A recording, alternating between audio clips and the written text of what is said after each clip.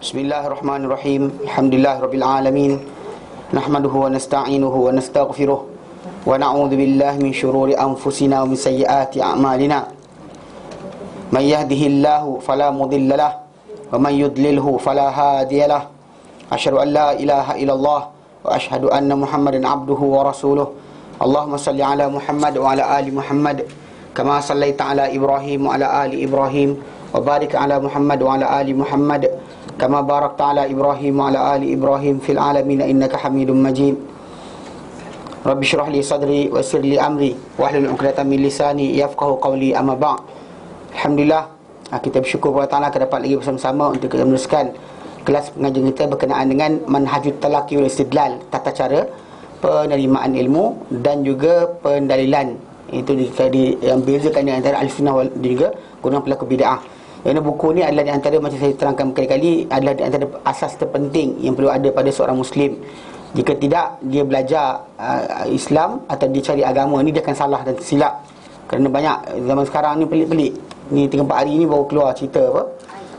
Air oren jampi pun ada. Air oren bikarbonat drinks, tapi ada 10 juzuk punya, 20 juzuk, 30 juzuk. Yang celup jamu Nabi. Anak-anak pun ada, celup air anak-anak. Air Quran betul makan anak-anak tu. Air anak-anak itu ke air Quran tu? Ada orang kata, saya baca sikit tu, ada orang kata apa? Kalau tu bagi Quran tu, dia orang makan, kata berkhasiat. Anak-anak makan. Anak-anak makan kayu, makan kertas. Memang itu makanan dia. Dia masalah tu. Tapi kita inilah, dan berbagai alasan kata apa? Cinta Rasulullah SAW, maka ada yang baru ni apa bekas imam muda apa tak? Dia pernah masuk sertai budak ni pernah masuk apa program imam muda. Kemudian dia pergi jual sekarang ni air celupan janggut Nabi. Pun sama juga RM50 sebotol. Rambut ada, janggut ada, macam-macam lah. Entah bulu ketiak dia letak, dia kata janggut Nabi. Memang kita kata mengarut sungguh. Tak, itu bukan tanda cinta Rasulullah. Tanda cinta Rasulullah SAW macam kita terangkan hari itu kan, macam mana para sahabat Nabi SAW atau salafus soleh menzahirkan, contoh mengagungkan nas. Kita tengok macam mana apa diterangkan oleh para ulama. Contoh macam kita baca itu berkali-kali kan, mereka tak boleh dengar orang menolak sunnah Rasulullah SAW. Mereka memastikan bila nak buat satu benda tu, pastikan ada sunnah yang sahih. Itu sebagai tanda penghormatan yang terbesar kepada Rasulullah SAW. Adapun suka-suka hati buat macam ni, ini merosakkan agama. Dan bahkan kita kata, macam saya pernah, ada orang kata apa, ada orang kata, bukan setakat tu air darah Nabi pada minum. Ya, saya tahu betul. Tapi benda tu berlaku sekali tu sahaja, bukan tiap-tiap hari pula para sahabat buat kerja apa cocok Nabi isap darah. Kan kalau betul kan? Tiap hari seorang cocok sikit, Rasulullah cocok sikit, kata isap darah. Atau seorang ni cocok lagi. Kan kalau ni kata Rasulullah SAW nakkan para sahabat selamat dengan darah baginda atau rambut baginda, dan baginda akan buat benda berkenaan suruh para sahabat selamat terus. Tak ada masalah. Macam dulu Ustaz Dr. Asri dia kata apa, kalau betul sangat nak berjam-jampi air, panggil budak hufaz Quran ni pergi ke Ampangan, baca terus ke Ampangan. Kan punya besar tempat tu kan, lagi berkat. Satu Malaysia dapat, semua masuk Islam. Semua terang hati, semua belajar pandai. Kemudian semua taat yang perempuan taat suami, yang suami jaga isteri, yang anak taat mak bapak. Kan senang tu, jampi tu hari satu Ampangan. Dia buat lawak apa? Kan? Tapi ini kita kata permainan ataupun silap faham berkenaan penzahiran orang kata panggil apa? Melakukan satu perkara yang kononnya boleh dibuat. Tak baik, kalau baik apa salahnya, dan ini jahanam atau rosaknya masyarakat kita. Orang ada bagi dijual benda ni musim Ramadan. Lagi cepat. Kan? Cepat dan sebagainya. Jadi kita dah bincangkan hari tu, dan kita kata kan perenggan apa Ustaz 27 kan? Sampai perenggan nombor keempat daripada bawah kita dah bincangkan. Mana pengakhiran kita tunjukkan, dan tajuk ni adalah bila satu kisah Imam Syafi'i rahimahullah, satu lagi Muhammad bin Isa al-Khuzaimah. Sahih Ibnu Khuzaimah. Mereka ni tidak boleh menerima bila ada orang kata, adakah kau berpendapat dengan dalil ini? Dia kata macam Imam Syafi'i rahimahullah, dia kata, kau nampak aku ni keluar dari gereja ke? Kau nampak aku ingat aku ada tali pengikat pinggang ke? Yang sampai bila aku dengar sabda Rasulullah SAW, aku menolak, aku kata aku tak mengikut sunnah Rasulullah SAW. Ibnu Khuzaimah pun juga bila dikatakan macam tu, dia pun dia kata, bila ada orang tanya dengan dia, kau ikut tak hadis ni, kau terima tak? Dia tanya tu. Dia kata jangan tanya masalah terima atau tidak. Tanya dahulu sahih ke tidak, dia kata. Tanya dahulu sahih ke tidak. Dan apabila datang apa perkhabaran apa daripada Nabi SAW yang sahih, maka tidak ada pilihan untuk aku kecuali mesti ikut dia. Aku suka atau tidak, aku kena ikut. Itu adalah pegangan para as-salafus salih, golongan sahabat, tabi'in, tabi'in. Tidak ada sebarang kompromi di situ. Bahkan pembetulan yang dibuat oleh Ibnu Umar kepada seorang lelaki yang bersin sambil menyebut alhamdulillah wassalamu ala rasulillah. Bila Ibnu Umar tegur, dia menunjukkan itu adalah cara bagaimana para sahabat mendidik tabi'in, mengajar kepada mereka bahawa benda yang bukan daripada sunnah Nabi SAW jangan pandai-pandai nak buat. Walaupun benda itu nampak baik pada akal, tapi pada syarak ia adalah salah. Kalau berkaitan dengan zikir, nak zikir apa? Zikirlah, tak ada larangan. Tapi bila dikata zaman kita sekarang ni fadilat kan, bila orang tu amalkan selawat ini, selawat itu, dia ada fadilat. Kalau tak ada fadilat, siapa nak buat? Kan, kalau tak ada fadilat, tak dikatakan ada fadilat, kelebihan, tak ada siapa nak buat. Kalau dikatakan buat maulid, tak ada fadilat, tak ada siapa nak buat. Tapi oleh kerana apa? Kerana ada fadilat tambahan. Kononnya kalau buat sekian-sekian, kalau kononnya buat sekian-sekian, sampai kala sekali menyebabkan apa perkara tersebut panggil apa? Sampai kala sekali dirasakan benda berkenaan benar dan berterusan. Contoh itu saya sebut berkenaan dengan tajuk apa? Tak nak tunjuk jugalah. Mungkin tunjuk juga. Okey.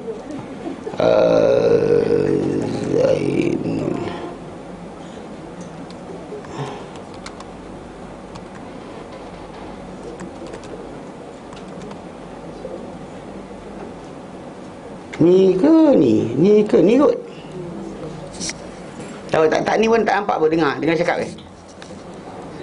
Gharban wa syarqan sahiru walhamdulillah. Jadi semua mengingati Nabi itu timur dan barat, semuanya sahiru walhamdulillah. Jadi Sahabat Sayyidina Muhammad, kami dari hadis yang paling baru 3 bulan lepas dikunjungi oleh Nabi SAW. Satu orang daripada anak kami, subhanallah, Sahabat Sayyidina Muhammad mimpi melihat satu rumah yang 2 tingkat, Sahabat Sayyidina Muhammad. Dalam tu dilihatnya ada saya dan juga anak dalam hadis Sahabat Sayyidina Muhammad. Jadi dalam tu dilihat kami semua berqasidah dengan qasidah Sahabat Sayyidina Isfa' lana tu. Jadi dilihat pada dalam mimpi itu Sahabat Sayyidina Muhammad saya tu dilihat mula-mula tu tak menangis, lepas tu menangis dengan qasidah yang dibawa. Kemudian dirasakan macam Sahabat Sayyidina Muhammad semacam ada orang yang nak naik rumah tu. Bila dilihat yang melangkah naik itu adalah Nabi kita SAW. Sahabat Sayyidina.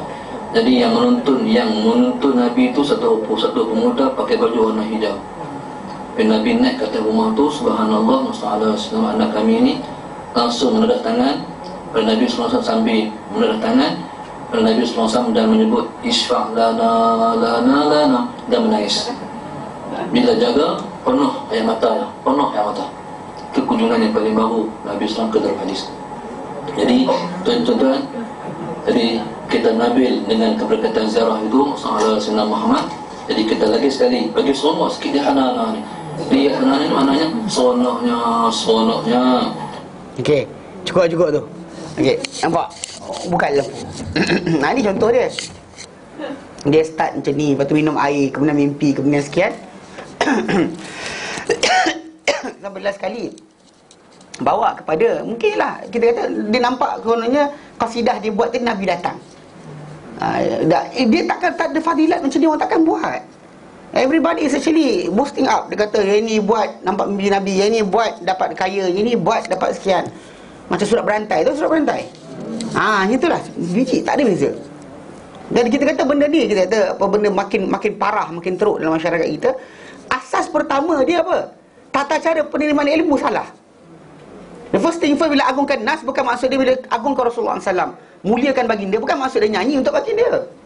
Macam kita kata di sini, kisah kita belajar baru ni, bila kita kata mengikuti kita mengagungkan nas, bukan maksud dia kita gantung kat rumah kita, gantung kat kereta, pakai tattoo dan baju Allah, belakang Muhammad, dan sebelah kiri Jibril, Mikail. Bukan. Lepas itu kita kata salafus salih adalah contoh terbaik dalam orang yang menunjukkan berkenaan dengan mengagungkan nas. Dan dia letak itu apa? Start pertama mengagungkan sabda Nabi SAW. Sebab banyak golongan yang kita tersesat ni, dia tak boleh terima sunnah Rasulullah. Quran dia kata kami percaya, sunnah dia kata kena check balik. Okey, dan kedua, tak memastikan kesahihan bila nak lakukan sunnah, memastikan dalil ketika nak melakukan satu sunnah tadi, dia check dahulu ada ke tidak. Bukan hanya terjah saja, asal datang pakai serban, pakai jubah bercerita maka semua terima, tak boleh. Ini kita kata ini masalah dalam masyarakat kita, kerana tak tahu cara nak belajar betul. Kalau dia tahu kadar tadi, maka dia akan cek dahulu setiap kali nak beramal, apa dalil dia. Sebab apa? Sebab itu adalah tanda kita membesar, mengagungkan Rasulullah SAW. Mana tak bergerak kita melafazkan satu perkara atau kebaikan atau ibadat, mereka setelah baginda salah apa? Clarify itu adalah benar. Itu tanda sebenar seorang tu dikatakan sebagai ahli sunnah wal jamaah. Baik, sambung. Asal pula 26 ke saya baca untuk siapa? Oh, saya baca tempat lain. Okey.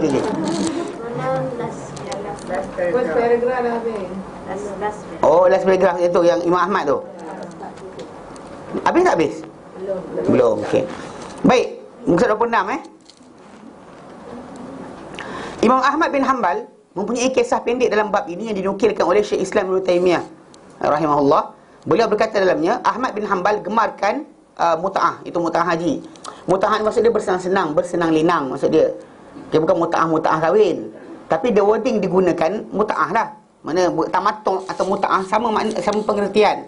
Okay, tapi kita, jadi maksud dia bersenang-senang ataupun bermudah-mudahan, mengambil yang paling ringan. Pasal dalam tajuk ni, bila orang pergi haji, kalau dia datang Mekah, kemudian dia buat umrah, kena dia ditahallul. Maksudnya dalam tempoh yang panjang dia berada tu, dia tak ada masalah, dia lepak, dia pakai baju biasa, dia boleh buat apa saja, sehinggalah pada hari Arafah baru dia pakai ihram balik dan pergi ke Arafah, duduk wukuf di sana. Maksudnya dia ada tempoh yang panjang kosong di antara dia sampailah hari Arafah, dia boleh buat apa saja. Selepas mana dia buat umrah ketika hadir dan ditahallul. Itu begini. Dan Nabi SAW dengan para sahabat, Nabi sendiri sebenarnya sampai ke Mekah pada 4 Zulhijjah. 4 Zulhijjah. Kemudian bila Rasulullah SAW sampai 4 Zulhijjah, 4, 5, 6, 7, 8 Nabi dah bergerak ke Arafah. Nabi tinggalkan Mekah, pergi ke Arafah. 8 dan 9 hari wukuf, kemudian 10 dah habiskan semua ibadat haji. Kan pada malam hari 9 tu kan pergi ke Muzdalifah. Kemudian pagi tu pergi gerak ke Mina. Kan lepak di Mina, start melontar, menyembelih, bercukur. Habis. Dia lari balik ke Mekah balik. So meaning that Nabi sendiri pun tempoh yang pendek. Sebab sahabat-sahabat pergi Mekah sekarang ni, dia paling terakhir 2 minggu seminggu 2 minggu.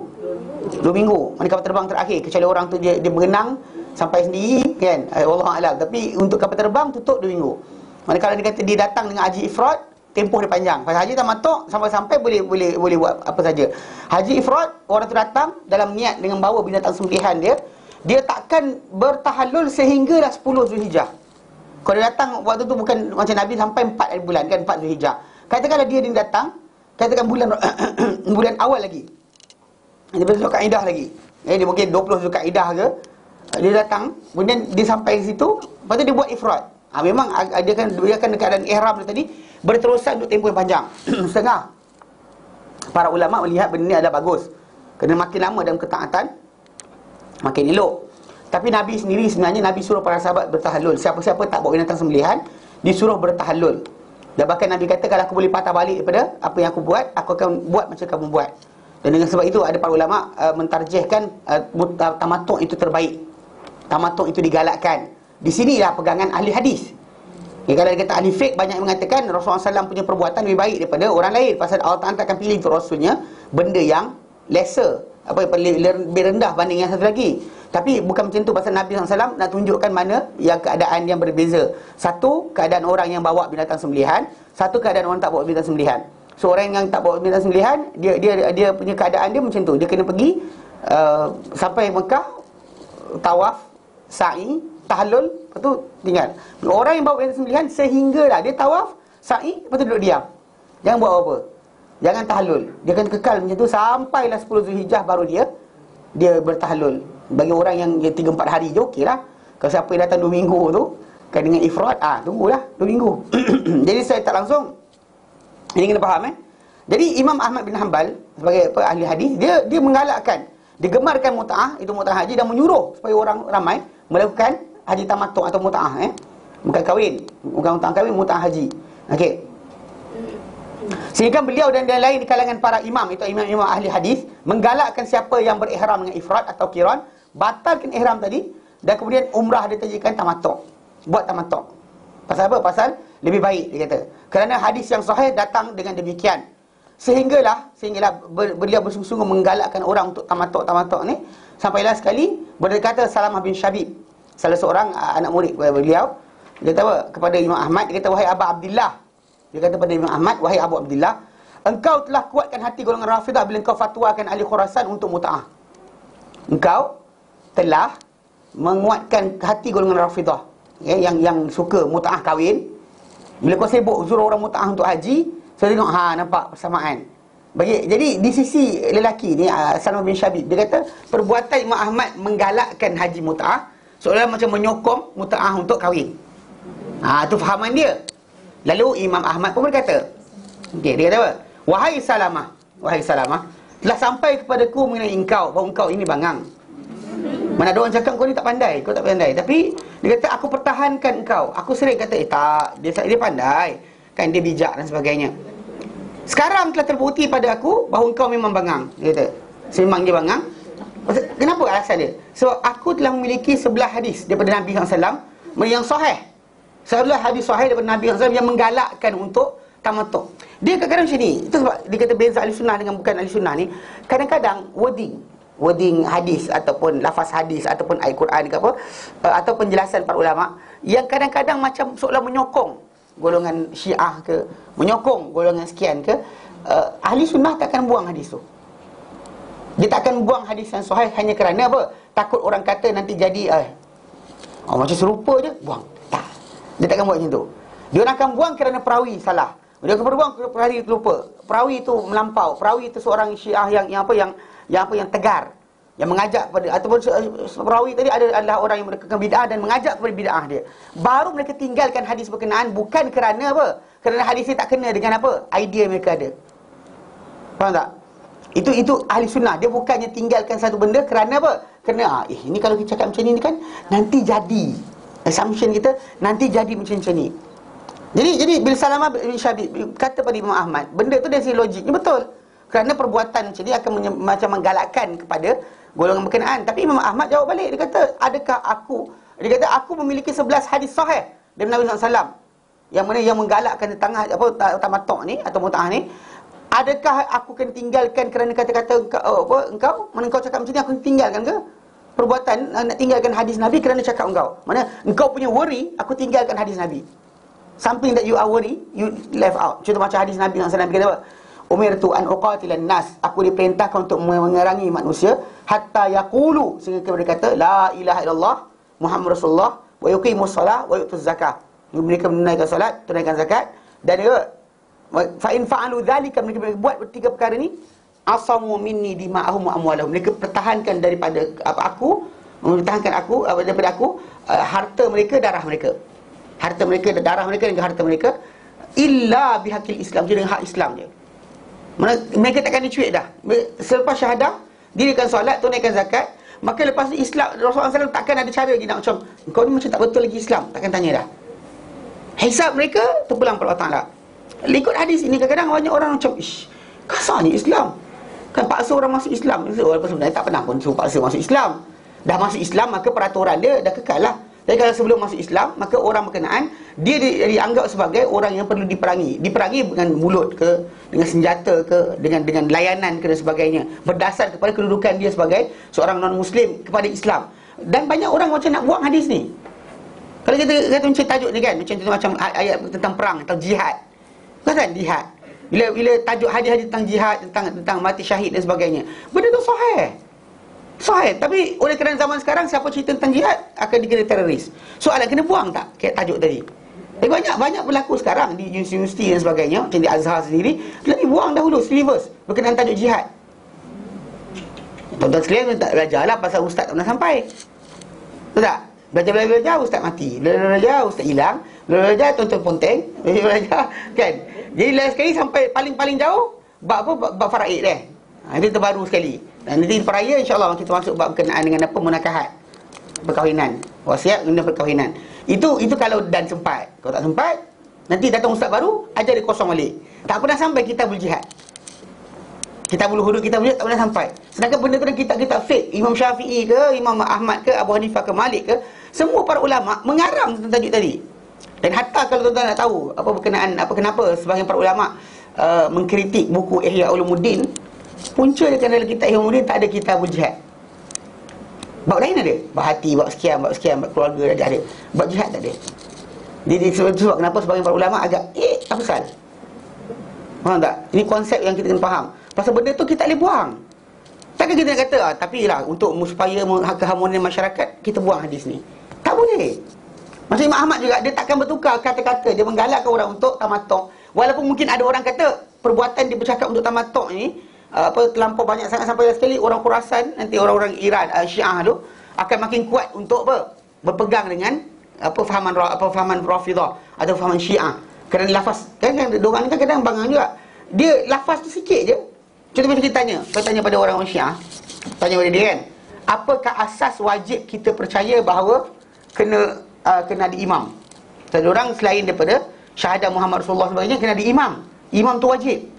Tahu tak kalau kita tanya berkali-kali dia kata apa? Dia kata apa? Tengok dalam Quran Allah Taala nyatakan inni ja'iluka lin-nasi imama.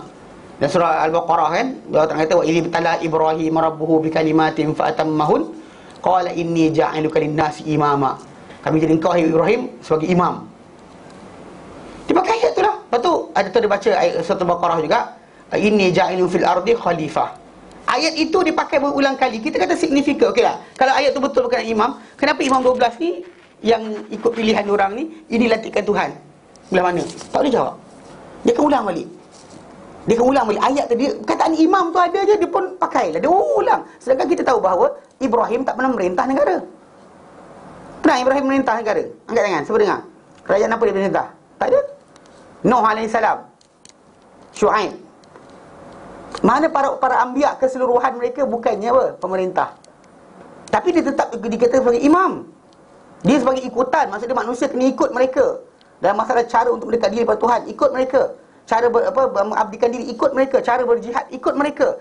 Cara mendapat cinta Allah Ta'ala, ikut mereka. Itu tajuk dia imam. Bukan masalah mesti jadi imam, mesti jadi pemerintah. Siapa kata? Kalau kita kata para anbiya, semua para anbiya adalah khalifah. Betul? Tapi para ramai para anbiya jadi pemerintah. Angkat tangan. 3 je.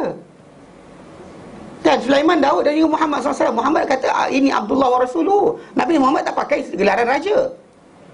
Yang raja betul 2 orang daripada Bani Israel. Yang kat atas kaum dia saja je. Kat atas kaum dia saja. Itu Sulaiman dan juga Daud. Daud dan juga Sulaiman alaihissalam. Faham tak? Jadi perkataan imam, Syiah ni perangai tu. Dia ada perkataan imam je. Tengok, ada perkataan imam. So, betul lah tu. Dia macam tu perangai dia. Kadang-kadang contoh macam bab berkenaan dengan Ahli Bait kan. Surah Ahzab. Okey, contoh kalau tuan-tuan tengok kan surah Ahzab ni. Dia itu yang memang Salamah bin Syabib bercakap ni sebenarnya ada validity dia punya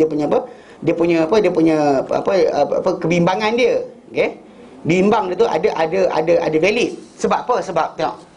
Contoh saya tunjuk kat sini dalam Ahzab Kalau tuan-tuan dengar kan macam golongan Syiah ni, dia sering keluarkan bila kata isi-isi Nabi bukannya dia kata Ahli Bait. Bukan, dia tu kata isi Nabi bukan Ahli Bait. Saya nak keluarkan semua, keluarkan Aisyah, keluarkan sekian. Pasal bagi mereka semua para sahabat selepas kewafatan Rasulullah semuanya telah murtad kecuali beberapa orang je dibilang. Miqdad bin Aswad, Salman Al-Farisi, ini yang disebut dia orang letakkan sebagai apa? Sebagai orang yang tak terkeluar daripada Islam. Lain semua keluar.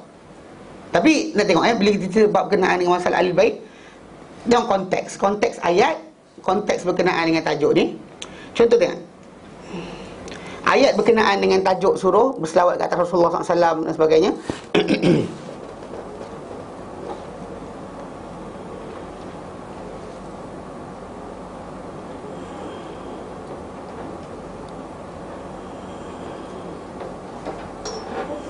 Dah. Dia start daripada ayat yang ke-28 sampailah ayat yang ke-33. Al-Ahzab 28 sampai 33. Al-Ahzab 28 sampai 33. Okey. Start daripada ayat berkenaan. Ayat yang pertama, ayat 28 tu Allah nyatakan, ya ayuhan nabi, wahai nabi, qul li azwajika, katakanlah kepada isteri-isteri engkau, in kuntunna turidnal hayatad dunya, kau semua cintakan, inginkan kehidupan dunia, wa zinataha, dan juga perhiasannya, fata'alai, maka mari sini. Panggil mereka. Umatti'akunna, aku beri kamu, aku senang lenangkan kamu dengan apa yang kamu nak. Usarrihkunna sarahan jamila, aku akan lepas kamu dengan lepas yang elok, mana ceraikan. Mana beri apa mereka minta, tapi dia akan diceraikan.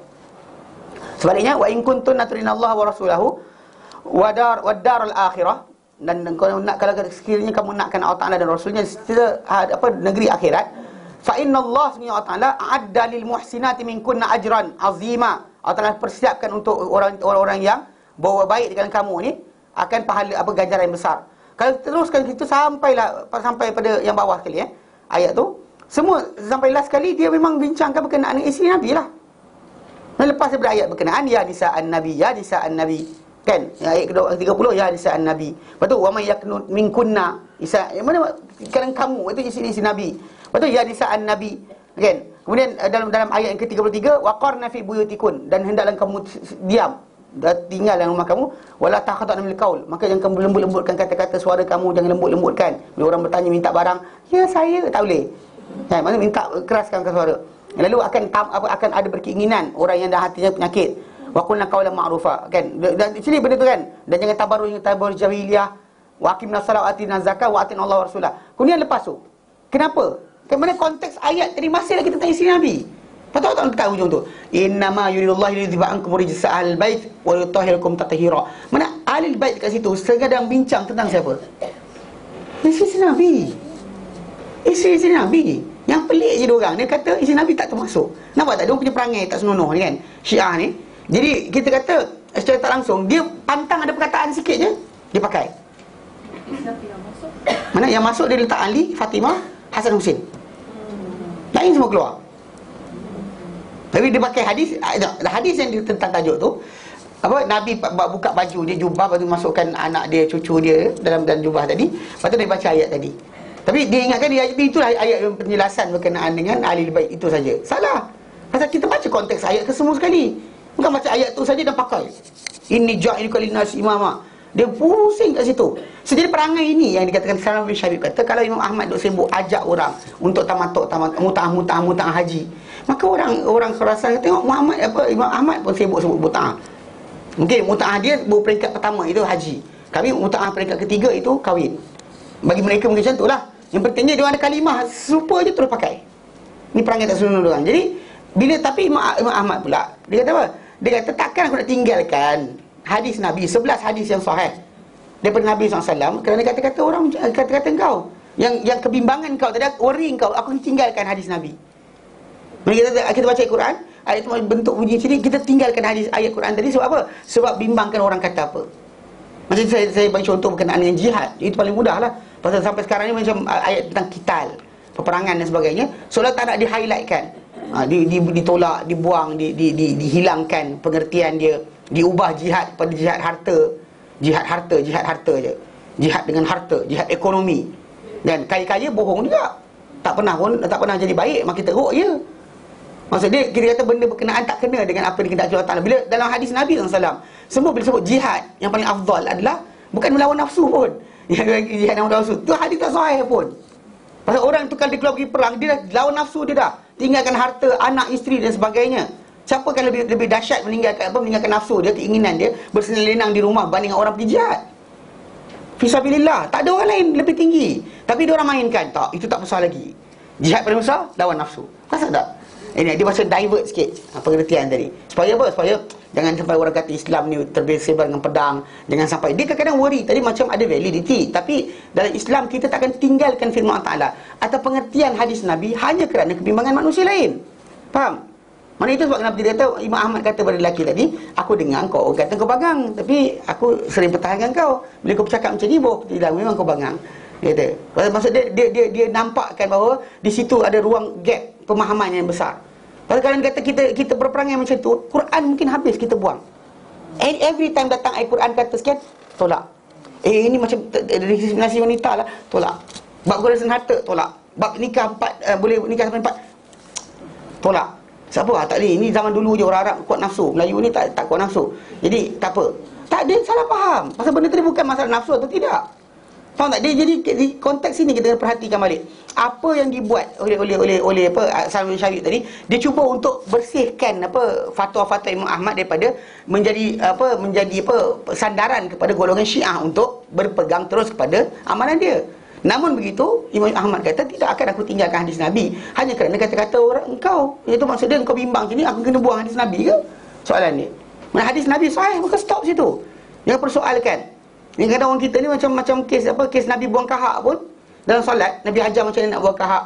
Cerita hadis tu, ada orang kata, jijiknya. Takkan macam tu Nabi, seorang mulia yang bersih, takkanlah dia buat macam tu. Nabi ajar para sahabat. Datang kita, tapi kan saya rasa hadis ni masalah.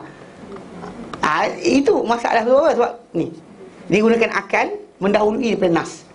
Baik? Miswak dan sebagainya. Miswak lah. Tapi yang kita simple, benda betul. Yang Nabi ajarkan, kalau Nabi jumpa kahak, Nabi bersihkan. Lepas tu Nabi kata, bagi siapa nak ni, ludah sebelah kiri dia, kemudian pijak dan sebagainya. Kalau tidak boleh pun, maka buang dekat dengan kain selimpang tu, Nabi tunjukkan. Buang kahak. Nabi ajar buang kahak dalam solat macam mana. Atau contoh macam Nabi tunjukkan berkenaan kencing berdiri. Ada orang kata, saya rasa hadis ni tak betul. Dia suka hati kata hadis tak betul. Kerana apa? Tak kena dengan mindset yang dia ada. Faham tak? Itu kita kata masalah sebenar. Masalah terbesar sebenarnya bila umat Islam ni ada perangai nas daripada Nabi SAW sanggup ditolak kerana takut bertentangan dengan apa? Menyokong pendapat orang-orang bukan Islam ke dan sebagainya. Tak sekali-kali. Hasyalillah. Takkan kita buang. Macam kita kata hadis Nabi SAW yang orang kata minum darah tu kan. Nabi kita kata benda hadis itu dhaif, kita kata salah. Tapi pemahaman dia macam mana? Sebab kita kata lepas berlakunya kes berkenaan, para sahabat tak adalah pula tiap hari minta, ya Rasulullah isap jari sikit, isap darah. Kan? Nabi pun lukakan sikit, ambil isap. Kalau ikut logik begitulah. Kan kalau Nabi nak selamatkan para sahabat dan itu cara dia, Nabi kata tiap hari lah para sahabat akan ada pesta minum darah Nabi. Kan upacara minum darah Nabi, mesti ada. Tapi para sahabat yang itu je berlaku tak buat dah. Kemudian kisah berkenaan dengan apa? Air kencing Nabi SAW diminum oleh salah seorang isteri dia.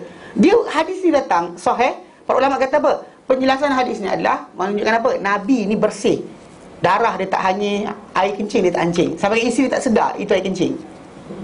Tak tahu air kencing tengah malam dahaga, dia apa bekas dia ambil minum. Kalau ada kita air kencing bau, takkan kita letak kat hidung. Ya apa ni? Betul tak? Maksudnya dia tak ada bau. Itu hadis itu datang terangkan. Bukan hadis tu galakkan kita cari benda-benda yang ada apa signifikan dengan Nabi, kita celup dalam air, kita minum. Faham tak? Bukan maksud itu, pasal itu salah faham. Macam kita bincangkan berkenaan dengan zikir menari kan. Pun macam tu juga. Mana kisah tu datang semua para ulama hadis faham. Hadis berkenaan dengan kisah orang Habsyah main apa? Menari-nari depan Rasulullah kan. Jadi kita kata datang nas itu sahih.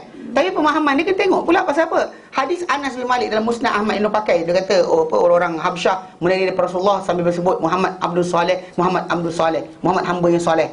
Jadi bila Nabi mungkin tak dengar, tak faham apa dia cakap, mungkin tengah bising ke, wallahu alam. Tapi pentingnya Nabi tanya para sahabat kata Rasulullah, mereka kata Muhammad Abdul Saleh, berdiam. Anyway, dalam perbuatan mereka tu mereka bergendang dan juga main tombak. Para ulama tak faham hadis itu sebagai pembolehan untuk menari-nari. Bahkan dia letakkan hadis tu bab berkenaan bermain tombak dan juga lembik dan juga perisai pada hari raya dalam masjid. Pada itu kisah dia, pasal dalam kisah sebenar itu kisah dia. Pasal dia buka dalam Bukhari Muslim, Aisyah radhiyallahu anha ceritakan kisah yang sama dan terangkan macam mana dia lihat benda tersebut dalam masjid. Dia orang bukannya benda, dan benda tu kepahlawanan, bukannya berkaitan tajuk macam nari-nari suka-suka hati. Tak ada. Bukan ya hana-hana gitu ke, ya hana gini ke, tak ada. Faham tak? Happy dengan Rasulullah SAW punya gitu kan. Begitu macam Syiah tak pun ada. Yang itu gitu-gitu. Yang baru ni kan, apa hal kan? Kenapa? Ya, faham tak? Pasal dalil tak betul. Pasal kalau baca hadis itu, semua para ulama faham ia adalah sebagai pembolehan bermain senjata dalam masjid. Dan Imam Nawawi rahimahullah dia kata ketika menjelaskan hadis berkenaan, dia kata hadis ini menunjukkan bahawa boleh untuk main senjata, dan bahkan dia kata menari itu bukan maksud menari. Pergerakan memain senjata macam menari, bukan menari. Itu Imam Nawawi sebut sendiri. So jadi secara tak langsung berdalil itu sahih, kita tak buang. Takkan kita buang kerana apa? Ini mesti menyokong orang buat muda, buang. Takkan kita buang. Ahli sunnah takkan buang dalil kerana apa? kerana pendapat dia rasa benda tu akan merosakkan Islam. Tak, dia takkan buang. Sedalil itu ada, dia akan kekalkan. Masalah pemahaman, pasal tu Nabi kata dalam hadis yang sana, kata apa? Naddarallahu mur'an. Naddarallahu mur'an, semoga Allah bahagiakan seorang yang sami'a minna syai'an, yang dengar daripada kami suatu perkara, fa'addaha kama sami'aha, lalu dia sampaikan balik macam mana dia dengar. Kerana apa? Farubba, kerana ramai hamil fiqhin, orang yang bawa kefahaman, lain sebagai faqih dia tak faham apa dia bawa. Warubba hamil fiqhin, dan ramai orang yang membawa kefahaman, dia bawa kefahaman dia apa? Ila man wa afqah minhu, pada orang yang lebih faham daripada dia, berbanding dia. That guy, the second guy yang dengar tu, dia lebih pandai daripada orang yang pertama. Itu maksud Nabi letakkan. Jadi Nabi kata sampaikan exactly as you heard it. Maksudnya dengar, macam kamu dengar, sampaikan balik macam tu. Pasal kita kata kita ubah pengertian, kononnya membantu Islam, itu bukan cara dia. Bukan cara dia macam tu. Ini hadis ni kan orang baca tu kan, dia kata apa pula? Tu buang. Ini apa pula? Buang. Tak boleh. Tidak macam tu. Faham? Sebab Nabi kata ahli sunnah dia tak pernah kita ini menipu untuk menang.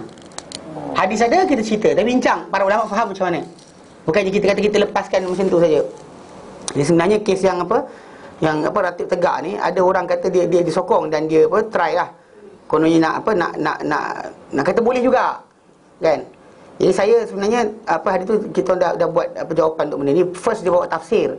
Dia kata Ibn Kathir dan sebagainya, tapi kita bawa Ibn Kathir sendiri kata dalam Al-Quran Karim, tafsir Ibn Kathir dia tak pernah kata pun bahawa benda tu menjerit untuk berzikir, tak ada. Kan bahkan dia dalam ayat yang lain dia kata zikir tu kena perlahan, tenang, diam, apa dengan apa, bukannya dengan bentuknya tu. Kan dalam berdoa kepada Ta'ala pun macam tu juga, menyeru Allah Ta'ala bukan dengan cara macam tu. Dalam hadis yang dia bawa ni, hadis ni tak nampak tolong depan. Tengah, panel kanan tengah. Okay. Dia actually ni lah hadis yang diorang pakai. Dan ini actually ada beberapa tuan-tuan guru yang mana apa saya tahu kat Malaysia ni, dia kata boleh sebab hadis ni. Dia kata Anas bin Malik qala, Anas bin Malik kata kanatil habasyatu, dahulunya orang Habasyah yazfinun ni dia bermain atau menari baina ada Rasulullah SAW, di hadapan Rasulullah SAW, wa yarqusun, dan mereka menari, wa yaqulu, dan mereka berkata Muhammad Abdun Saleh, Muhammad Saleh. Faqala Rasulullah SAW, ma yaqulun, apa mereka cakap? Qalu yaqulun, mereka berkata Muhammad Abdul Saleh. Lepas tu hadis ni habis macam tu. So jadi dia orang kata tengok, Nabi mengiyakan perakuan, Nabi membolehkan untuk perbuatan apa? Menari-nari di hadapan baginda sambil berzikir ataupun berselawat ataupun memuji Nabi SAW. Okey, lepas tu kita kata, dalam saya terang balik, saya kata Imam Nawawi menjelaskan kisah yang sama dengan riwayat daripada Aisyah radhiyallahu anha. Dan Imam Nawawi kata apa? Qauluha, kata-kata Aisyah radhiyallahu anha, jaa habasyun, datang orang Habsyah, yazfinun, the same wording yazfinun, mana mereka menari lah. Fi yaumil idin fil masjid, pada hari raya dalam masjid. Dan perkataan yazfinun tadi dengan fathah ya, bukan yi, bukan yu, yaz. Lepas tu iskanu zai, mati zai. Lepas tu apa, kasril fa dan juga kasrah fa, yazfi, bukan yazfi. Maknahu, makna dia adalah yarqusun, mereka menari. Tapi tengok, wa hamalahul ulama, dan para ulama telah bawa pengertian dia ala tawassubi bisilahihim, ke atas menerkam dengan senjata mereka, wala'ibihim bihirabihim, dan juga permainan mereka dengan apa? Dengan lembing-lembing atau tombak-tombak mereka, ala qaribi min hayatir raqisi, ke atas bentuk yang hampir menyerupai orang yang menari. Bukan menari, dia melompat-lompat macam menari tapi bukan menari, sebab dia main senjata. Lianna, kerana mu'zam riwayat, keseluruhan riwayat-riwayat, innama fiha, yang datang dalamnya adalah la'ibihim bihirabihim, permainan mereka dengan apa? Tombak-tombak mereka. Fa yata'awwalu hadhihi lafzah, maka ditakwilkan, dijelaskan lafaz ini, iaitu lafaz menari tu, ala muwafaqati sa'ir riwayat, kepada menepati dengan semua riwayat. Ini para ulama faham. Tak faham pun kata Nabi akui untuk mereka menari-nari. Tak ada. Nabi tak faham macam tu. Dan bahkan apa benda ni diterangkan dalam Bukhari Muslim tengok. Bahkan bila kita baca, bila dalam Bukhari hadis itu datang dengan bentuk apa? Bab hirab wa daraq yaumul aid. Bab berkenaan dengan tombak dan juga apa? Perisai pada hari raya. Maksudnya dia, Imam Bukhari pun faham, baca hadis tu, riwayat hadis tu, dia faham hadis ni maksud dia apa. Bukannya maksud macam orang kita faham boleh menari. Tak, hadis tu datang untuk apa? Boleh bermain-main senjata pada hari raya. Itu maksud dia. Itu seorang waktu kena apa Badruddin Aini kan Imam Nawawi sendiri. Dia kata dia baca hadis tu, dia kata dalam hadis ni ada pembolehan bermain dengan senjata dan juga selainnya daripada peralatan perangan dalam masjid. Diturutkan dengannya apa-apa dalam pengertian yang punca-punca membantu untuk jihad. Apa-apa yang membantu untuk orang kuat berjihad, dia tak apa main dalam masjid, dia kata. Faham tak? Jadi kita kata ini kefahaman para ulama tentang dalil tadi. Dan juga contoh macam Ibn Hajar Asqalani rahimahullah yang menjelaskan kitab Fathul Bari, dia kata didalilkan dengannya dengan hadis ni terhadap pembolehan bermain dengan senjata dalam bentuk menerjah bagi berlatih untuk berperang dan berkecergasan untuk berperang. Nampak? Maksud dia pemahaman itu kita takkan buang. Kita buang hadis ni. Tapi kita kata apa ulama faham.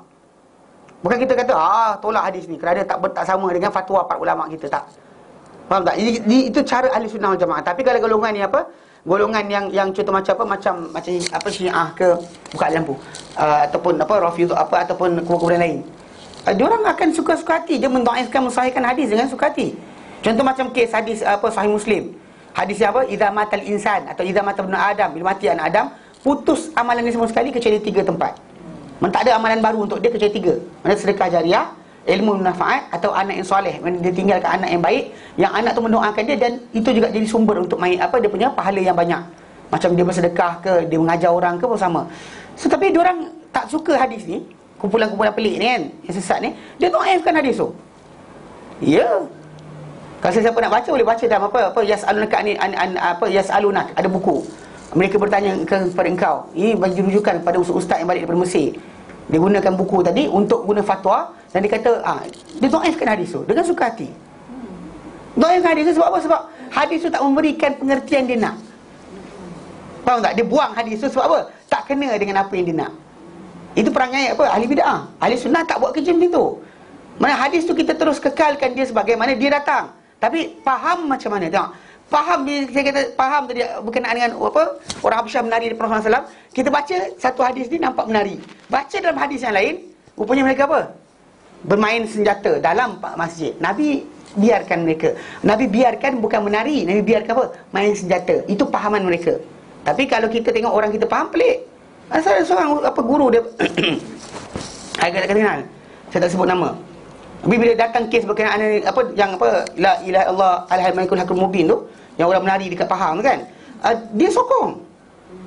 Dan dia kata apa? Dia kata boleh sebab ada hadis berkenaan apa orang-orang Habsyah menari di Rasulullah. Tak baca ke? Tu sebab kita terbaca lagi. Bila kita nak menjelaskan satu benda, baca lagi. Pasal benda tu bukan macam tu. Pasal kita kata bukan kita tak ambil Ibnu Qayyim. Ambil Imam Nawawi. Ibn Hajar Asqalani yang kita dalam mazhab Syafi'i sendiri pun tak faham macam mana mereka faham. Imam Bukhari riwayatkan hadis pun baca hadis tadi tak faham macam mereka faham. Maksud dia perakuan Nabi untuk menari-nari. Tak. Menari berzikir. Tak. Diorang faham berkenaan dengan tajuk hadis dia apa? Berkenaan dengan boleh main senjata. Tapi yang diorang ni jenis pelik ni dibaca hadis tu, dia kata boleh. Tengok Nabi mendiamkan diri mereka berzikir sambil menari. Nampak? Itu memang salah. Memang salah. Itu sebab kenapa kena faham betul bahawa kaedah apa ahli sunnah ni dia takkan buang hadis. Kerana hadis ni bertentangan dengan pendapat dia. Okey, faham Kerana ini Ibnu Qayyim berkata, sesungguhnya golongan salaf itu sahabat tabi'in tabi'in berat di sisi mereka penentangan nas-nas dengan pendapat orang terkemuka. Jadi kita akan tentangkan laga-lagakan nas dengan pendapat orang-orang. Contoh macam ada orang guru kita hormati ke, datang hadis Nabi kita lagakan dengan Abdul Qadir Jailani kata macam ni, Rafi Adawiyah kata macam ni kan. Contoh macam apa yang zikir tu, Tuhanku aku tidak layak untuk syurgamu kan. Nabi suruh kita kata kalau kamu nak minta syurga Firdaus yang tertinggi. Minta syurga Firdaus. Tapi datang diorang ni, kita tak layak untuk sekian, jangan minta. Jangan minta pula. Kan? Sedangkan Nabi suruh minta. Atau contoh macam Nabi Al-Quran ajarkan kita supaya ada pengharapan, keinginan untuk syurga, ada ketakutan lari daripada neraka. Dan bahkan Quran pun berikan macam tu gambaran yang sama. Macam Allah sebut dalam Quran, contoh macam surah Al-Imran ayat 133. Allah kata apa? Sari'u ila maghfiratin min rabbikum. Dan bersegeralah kamu ila maghfiratin min rabbikum, kepada keampunan Tuhan kamu, wa jannatin, dan kepada syurga. Bersegeralah kamu kepada syurga. Arduhas samawati wal ard, yang luas dia langit dan bumi. Uiddat lil muttaqin, disediakan untuk bertakwa. Dan ayat lain sabiqu ila maghfiratin min rabbikum. Allah Taala suruh kita berlumba-lumba kepada keampunan dan syurga. lumba kepada syurga. Datang ada orang kata macam, syurga ni makhluk lagi, tak boleh kita kejar. Peliknya. Nabi suruh kita sembahyang 12 rakaat sehari semalam, maka Allah Ta'ala bina untuk di rumah di syurga. Datang dia, tak boleh lagi kita kerana syurga. Ni janji Nabi, buatlah, apa masalah dia? Kita ni bukannya over daripada limit, kononnya apa, the holiness kan. Kita holy sangat sampai tak nak benda-benda dunia ni, tak boleh. Benda akhirat apatah lagi kan, yang disuruh kita minta, harapkan. Dan tu Nabi berikan janji para sahabat pada untuk pergi berjihad, syurga.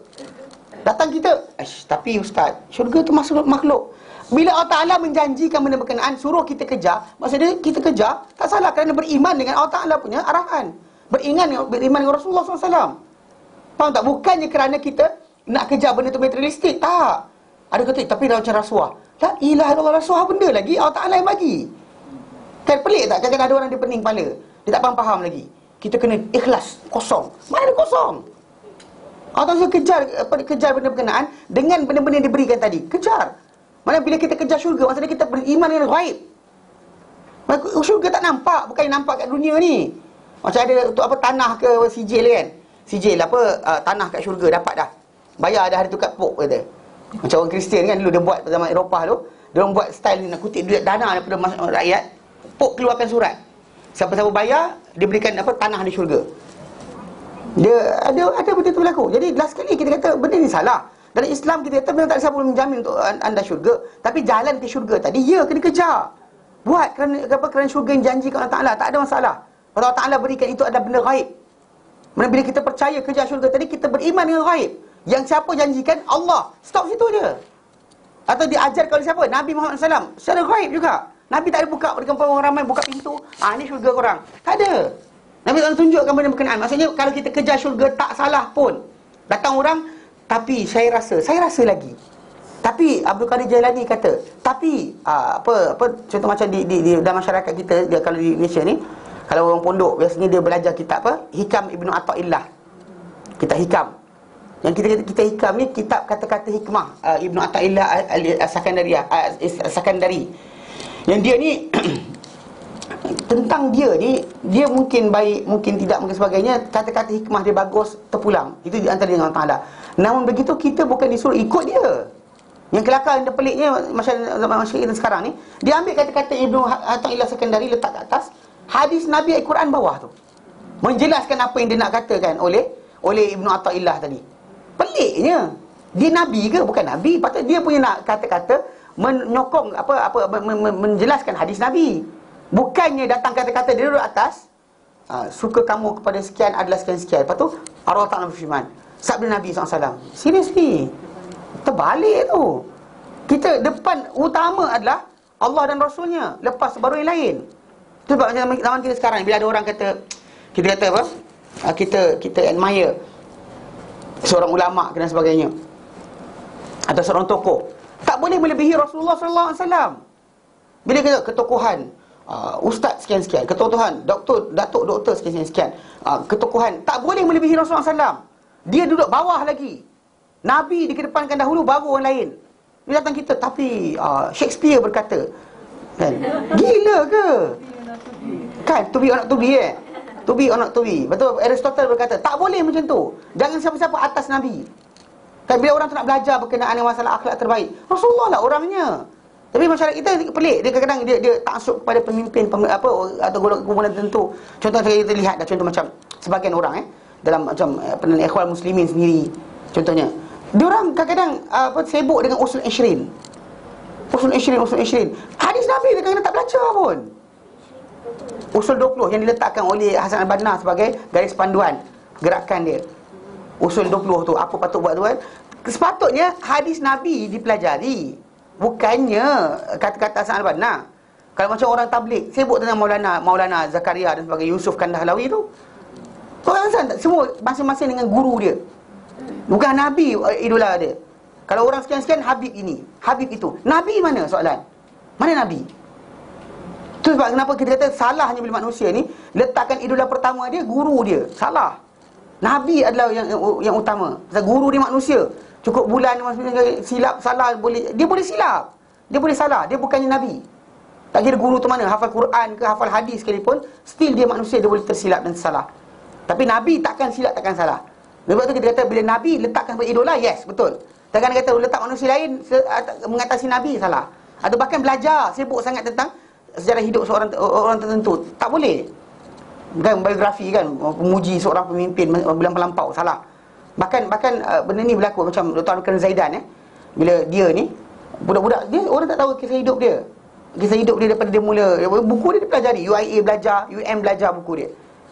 Dia ni pengarah seorang orang dari Iraq. Kami duduk Yaman ni, kami belajar dengan dia. Tapi nak ceritakan Dr. Abdul Zaidan, bila orang tanya dengan dia berkenaan kisah hidup dia, ceritakanlah sikit kan. Dia kata baik kau belajar kisah hidup Nabi, kisah hidup para sahabat, dia kata. Lagi besar, lagi elok dia kau belajar kisah hidup aku. Dia cakap itu. Kita kalau tidak, orang kita jangan cerita. Habib ini cerita bab Habib tu 3 malam tak habis. Apa kepandaian dia, apa ilmu dia, apa dia punya mukjiz, apa karamah dan sebagainya. Itu salah. So, kita belajar berkenaan perkara ni, kita tu Nabi, para anbiya tu didahulukan. Contoh terbaik adalah mereka, bukan orang lain. Belajar kisah para anbiya lebih baik daripada belajar berkenaan dengan kisah Habib-Habib ataupun mana-mana pemimpin ataupun pemerintah ataupun tokoh-tokoh. Belajar kisah para sahabat lebih baik daripada belajar kisah-kisah hidup orang-orang lain-lain tadi. Golongan salafus soleh itu orang diutamakan. Tapi orang kita salah faham. Sering timbul kan dalam masyarakat kita kepimpinan, ketokohan. Macam saya tengok Ustaz Fadino. Actually dia punya jasa alhamdulillah bagus kepada umat Islam. Tapi bukannya jadikan dia sebagai rujukan utama. Nabi dahulu. The first thing first, Nabi. Ajar tentang Nabi SAW dahulu ni, kenal Nabi tidak? Kan, kenal Nabi tidak? Betul macam orang belajar Hasan al-Banna. Dia lupa Nabi. Hasan al-Banna bukan Nabi. Faham tak? So, kita kata, tu sebab kenapa kena perbetulkan balik. Pasal kalau anda kata orang tu, kadang-kadang tokoh terkemuka ni, ada orang boleh lagakan kata-kata orang-orang ni kepada hadis Nabi. Hadis Nabi kata tak boleh, tapi dia kata, orang tu kata boleh. Macam itulah yang kita baca, bila mana seorang lelaki kan Ibrahim An-Nakhai, kan Waqi' bin Jarrah kan dia ajar. Dia kata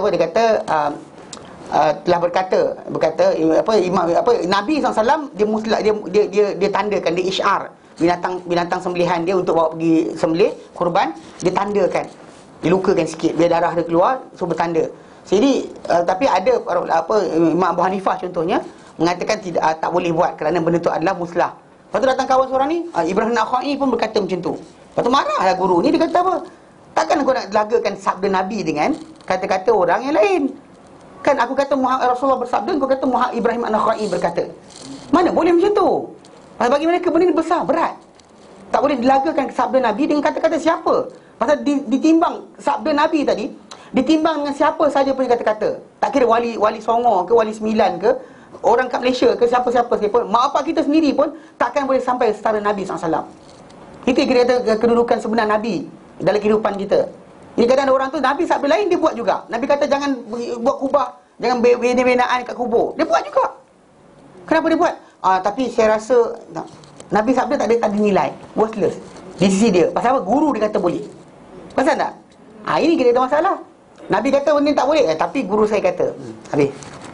Itu sebab kenapa Ibnu Qayyim kata di golongan salaf ni, sahabat, tabi'in, tabi'in, berat di sisi mereka penentangan nas-nas dengan pendapat orang terkemuka. Dan mereka tak akan memperakui perkara berkenaan. Mereka tak boleh terima.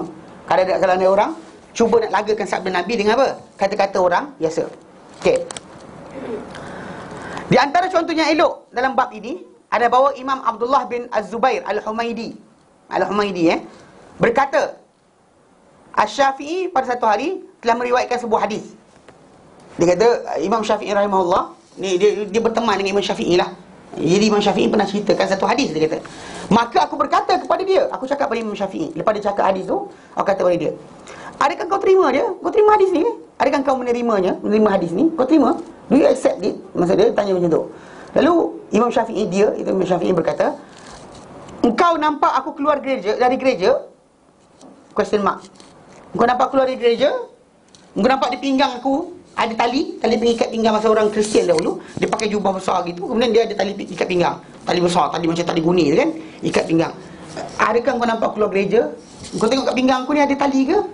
Dia kata, sampaikan, dia kata, sehingga kan apabila aku mendengar daripada Rasulullah SAW sebuah hadis, aku tidak berpendapat mengikutnya.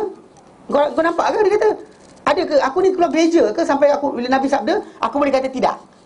Aku tak nak berpendapat macam hadis Nabi. Ni soalan Imam Syafi'i perli dia balik lah. Maksud dia marah. Jadi itu tanda marah bila Imam Syafi'i gunakan lafaz macam tu. Kita kalau tidak, takkan aku terima. Itu cara baik. Dan bila dia cakap macam tu, maksud dia apa? Dia marah. Kerana boleh ada idea dalam diri manusia. Tadi boleh kata apa? Bila Nabi sabda tu, maknanya kita boleh lagi accept or not. Mana boleh terima, boleh tak terima. Berdasar kepada akal kita. Tahu tak boleh. Imam Syafi'i marah. Dengan sebab tu dia gunakan lafaz. Dia kata, kau nampak aku keluar gereja ke? Kau nampak aku pinggang aku ada tali ke? Sampai bila saya datang sabda Nabi, aku boleh untuk tidak menerimanya. Faham? Ya? Serupa dengan ini, bahawa Muhammad bin Ishaq bin Khuzaimah,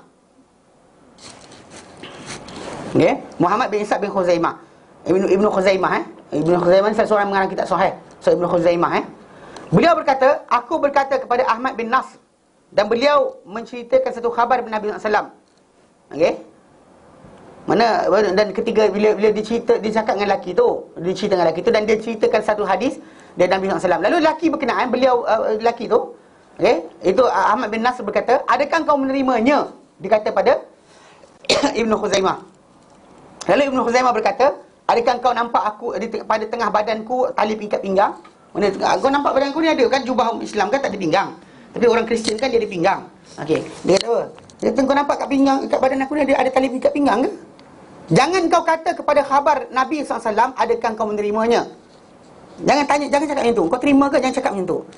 Dan katakanlah, adakah ia ini sahih? Tanya, itu soalan betul. Sahih ke hadis ni? That's a good question. Tapi kalau kata nak pakai ke hadis ni, actually itu soalan yang salah. Itu soalan yang salah. Pasal soalan pertama tanya sahih ke tidak.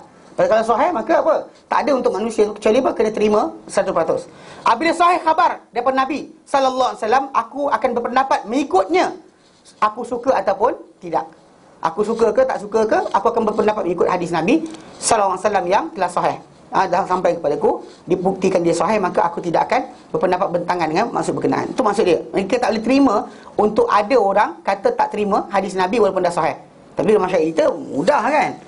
Bila orang bermazhab tapi. Mazhab tapi. Mazhab tapi. Dia sabda Nabi tu betul, tapi kan mazhab tapi. Tak baca banyak, tak belajar benda pun.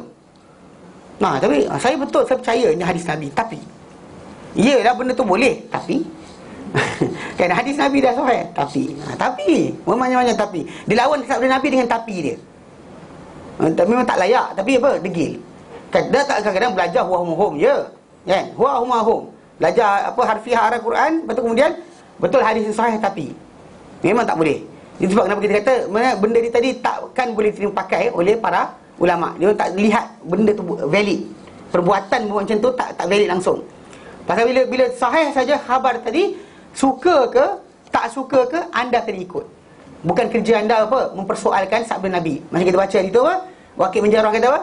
Daripada Allah pengetahuan, ke atas Nabi penyampaian, ke atas kita penerimaan. Stop situ je. Bukan kerja kita macam mempersoalkan sabda Nabi. Tak, kerja kita adalah mengamalkan apa Nabi sabda. Itu tanda kita mengagungkan dan sayang Rasulullah. Bukan sayang kita dengan cara apa? Menyanyi dengan melompat ataupun cari apa janggut yang bukan tak tahu janggut siapa.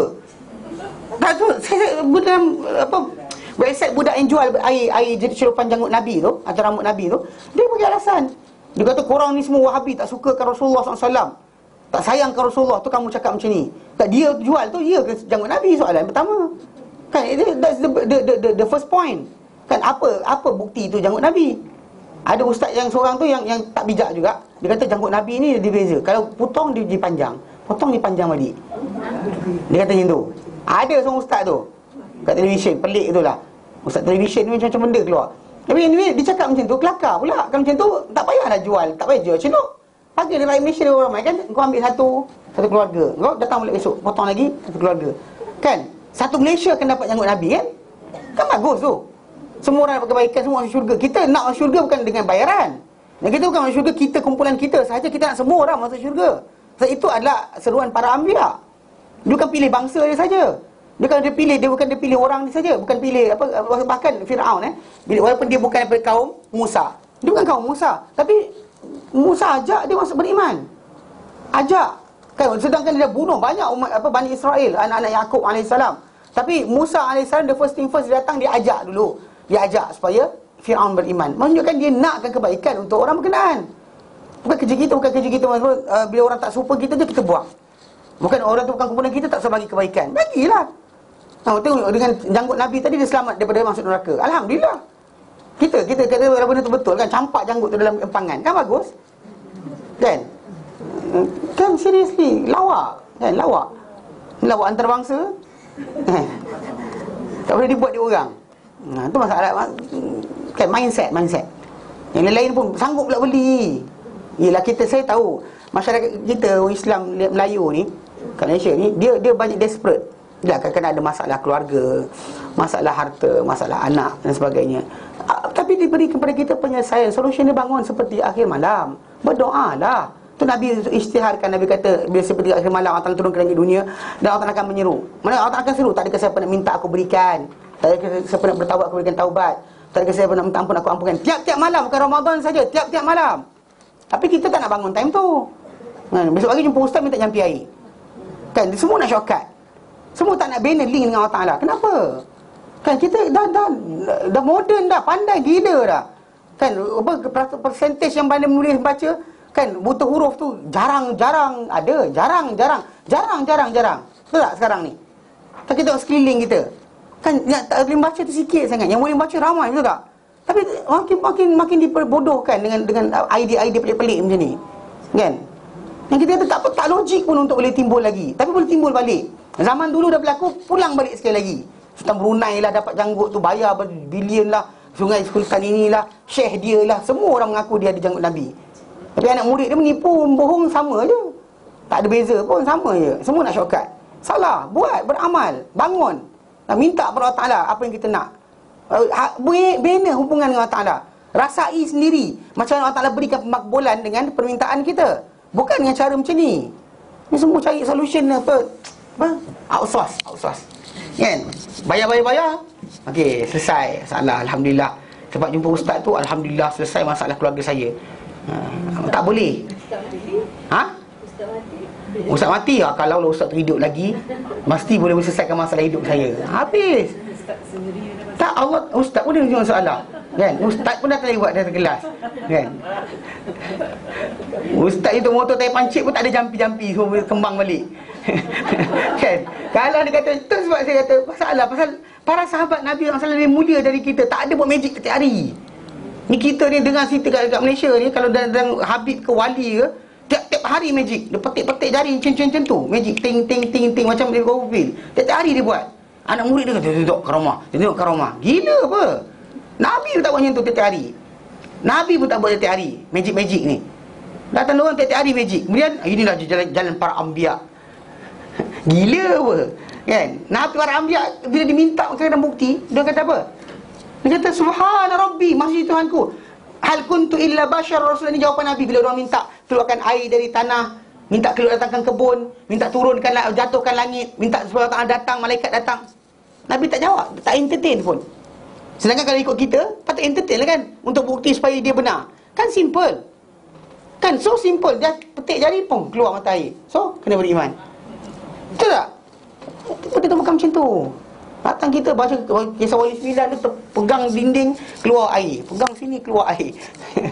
Mudah sangat kan? Bukan macam tu. So kita kata ni umat Islam ni ada struggle, ada effort, kena buat effort, kena letih, kena penat. Di situ nilai kita sebenar, di situ nilai kita. Baru kita benar menjadi hamba Allah Ta'ala. Ini kita nak jadikan Allah Ta'ala macam apa macam bellboy kita. Kan bila kita contoh dah selawat sekian banyak, Allah Ta'ala kena makbulkan doa kita. Mana boleh? Kita wajib meminta, tapi Allah Ta'ala menunaikan hanya harus saja. Dia maha berkuasa, maha bijaksana, maha mengetahui, dan maha berkehendak. Kita ada kehendak, dia ada kehendak. Kehendak dia mendahului kehendak kita. Bukan kita kata macam, lepas aku dah buat benda ni, aku nak benda sekian. Betul Allah Ta'ala pun hadir. Ya, taat. Allah Ta'ala taat pada kita.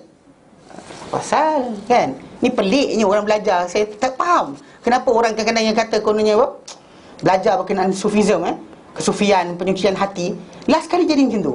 Maksudnya dia nakkan kelebihan, sampaikan minta Allah Ta'ala kena ya. Kan? Sedangkan Nabi sendiri, para sahabat meninggal, mati dibunuh depan Rasulullah SAW sendiri. Mati dibunuh para hufaz, qurra. Mati dibunuh ketika awal Islam. Nabi tak boleh buat apa-apa pasal Allah Ta'ala tak izinkan. Maka Nabi tak boleh nak doakan pun. So bila para sahabat datang nak minta supaya Nabi doakan supaya benda tu miraculously, kan, dengan miracle bertukar keadaan, tak. Kan diorang pernah dipulaukan 2 tahun. Makan kayu, daun-daun juga kayu. Kulit tu rebus balik makan. Kulit buat kemah tu rebus makan balik. Tak, siapa dia kasut kulit try rebus, tengok jadi apa. Masuk dalam pressure cooker, kembang balik rasa. Kan? Kau tengok nak buat sup ke apa, goreng-goreng masak pedas pun sedap juga. Zaman para sahabat macam tu. Tak, Nabi pun kena pressure macam tu. Orang tak sayang Nabi ke? Yang wali-wali ni tiap-tiap hari ada. Kan? Pelik kan, tiap-tiap hari buat magic. Allah Ta'ala macam apa, taat pada dia. Pelik, terbalik, nampak tak? Dia bukan jadi hamba, dia jadi bos. Apa hal? Saya tak faham. Saya tak faham macam mana diorang boleh datangkan idea macam ni. Sedangkan matlamat asal kita adalah apa? Kita ni hamba. Allah Ta'ala buat apa pada kita, kita redha. Dia bagi sikit, kita redha. Dia bagi banyak, kita redha. Dia tak bagi apa, kita redha. Itu cara kita menjadi hamba. Bukan kita jadi tuan. Ni belajar, beramal sampai Allah Ta'ala kena dengar cakap kita. Siapa kata, siapa ajar benda ni? Tapi perasan tak? Bila orang baca selawat syifa, selawat nariyah, tafrijiyah, selawat ini, selawat itu, maulid ni, maulid itu, perasan tak ujung dia kata apa? Kalau ada sebarang hajat akan ditunaikan. Siapa yang menjamin? Siapa jamin? Kan kita belajar dalam berdoa, kita minta Allah Ta'ala nak makbulkan. Cara dia makbulkan dengan apa dia nak. Dia tangguhkan ke, dia lewatkan ke, itu hak dia. Hak mutlak dia sebagai Tuhan. Ini kadang-kadang orang kita tak faham ni. Tapi kemuliaan Rasulullah betul, tapi dengan izin Allah. Dengan izin Allah. Pasal Allah Ta'ala sebut dalam surah ayatul kursi, man dzalladzi yashfa'u indahu illa biiznih. Siapakah yang boleh, tiada siapa boleh memberi syafaat di sisi dia kecuali dengan izin dia. Hatta Nabi yang beri syafaat dengan izin Allah. Bukannya Nabi beri syafaat dengan suka-suka hati je. Yang orang kita tak faham benda ni. Mana benda tu hanya dengan izin Allah Ta'ala. Mulia Nabi, tapi apa? Dengan izin Allah. Mulia Nabi dengan pilihan Allah Ta'ala. Syafaat Nabi dengan izin Allah Ta'ala juga. Bukannya dengan apa? Dengan idea kita. Tapi selawat ni saya dengar baca macam inilah. Nabi datang lawat ziarah ke pondok dia. Kerana apa? Kerana dia buat apa isfa' lana. Kan? Dia ada dorang qasidah panjang. Dia kena gendang isfa' lana. Mana beri syafaat pada kami, untuk kami. Dia ulang 2 kali lah. Kan? Itu sebenarnya terjemah balik kan, literally macam tu. Kan? Isfa' lana, beri syafaat untuk kami. Dia buat dia macam tu. Dia sedap bunyi lagu. Isfa' lana. Kan dia macam tu. Dia nyanyi seronok. Kan happy. Tak pernah rasa takut dan juga tak ada rasa macam tu. Tu dia kata. Ya, saya. Akak tahu cerita ni? Kat Kedah. Ya, dekat Kedah. Dia dekat Kedah. Saya kalau ikutkan sebenar malas tunjuk. Kan? Saya sebenarnya macam ni.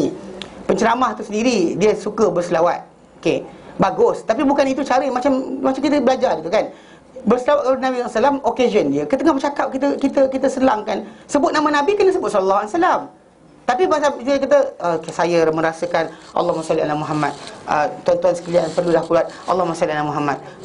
Kita mungkin akan Allahumma salli ala Muhammad. Dan sampai ada orang tulis apa?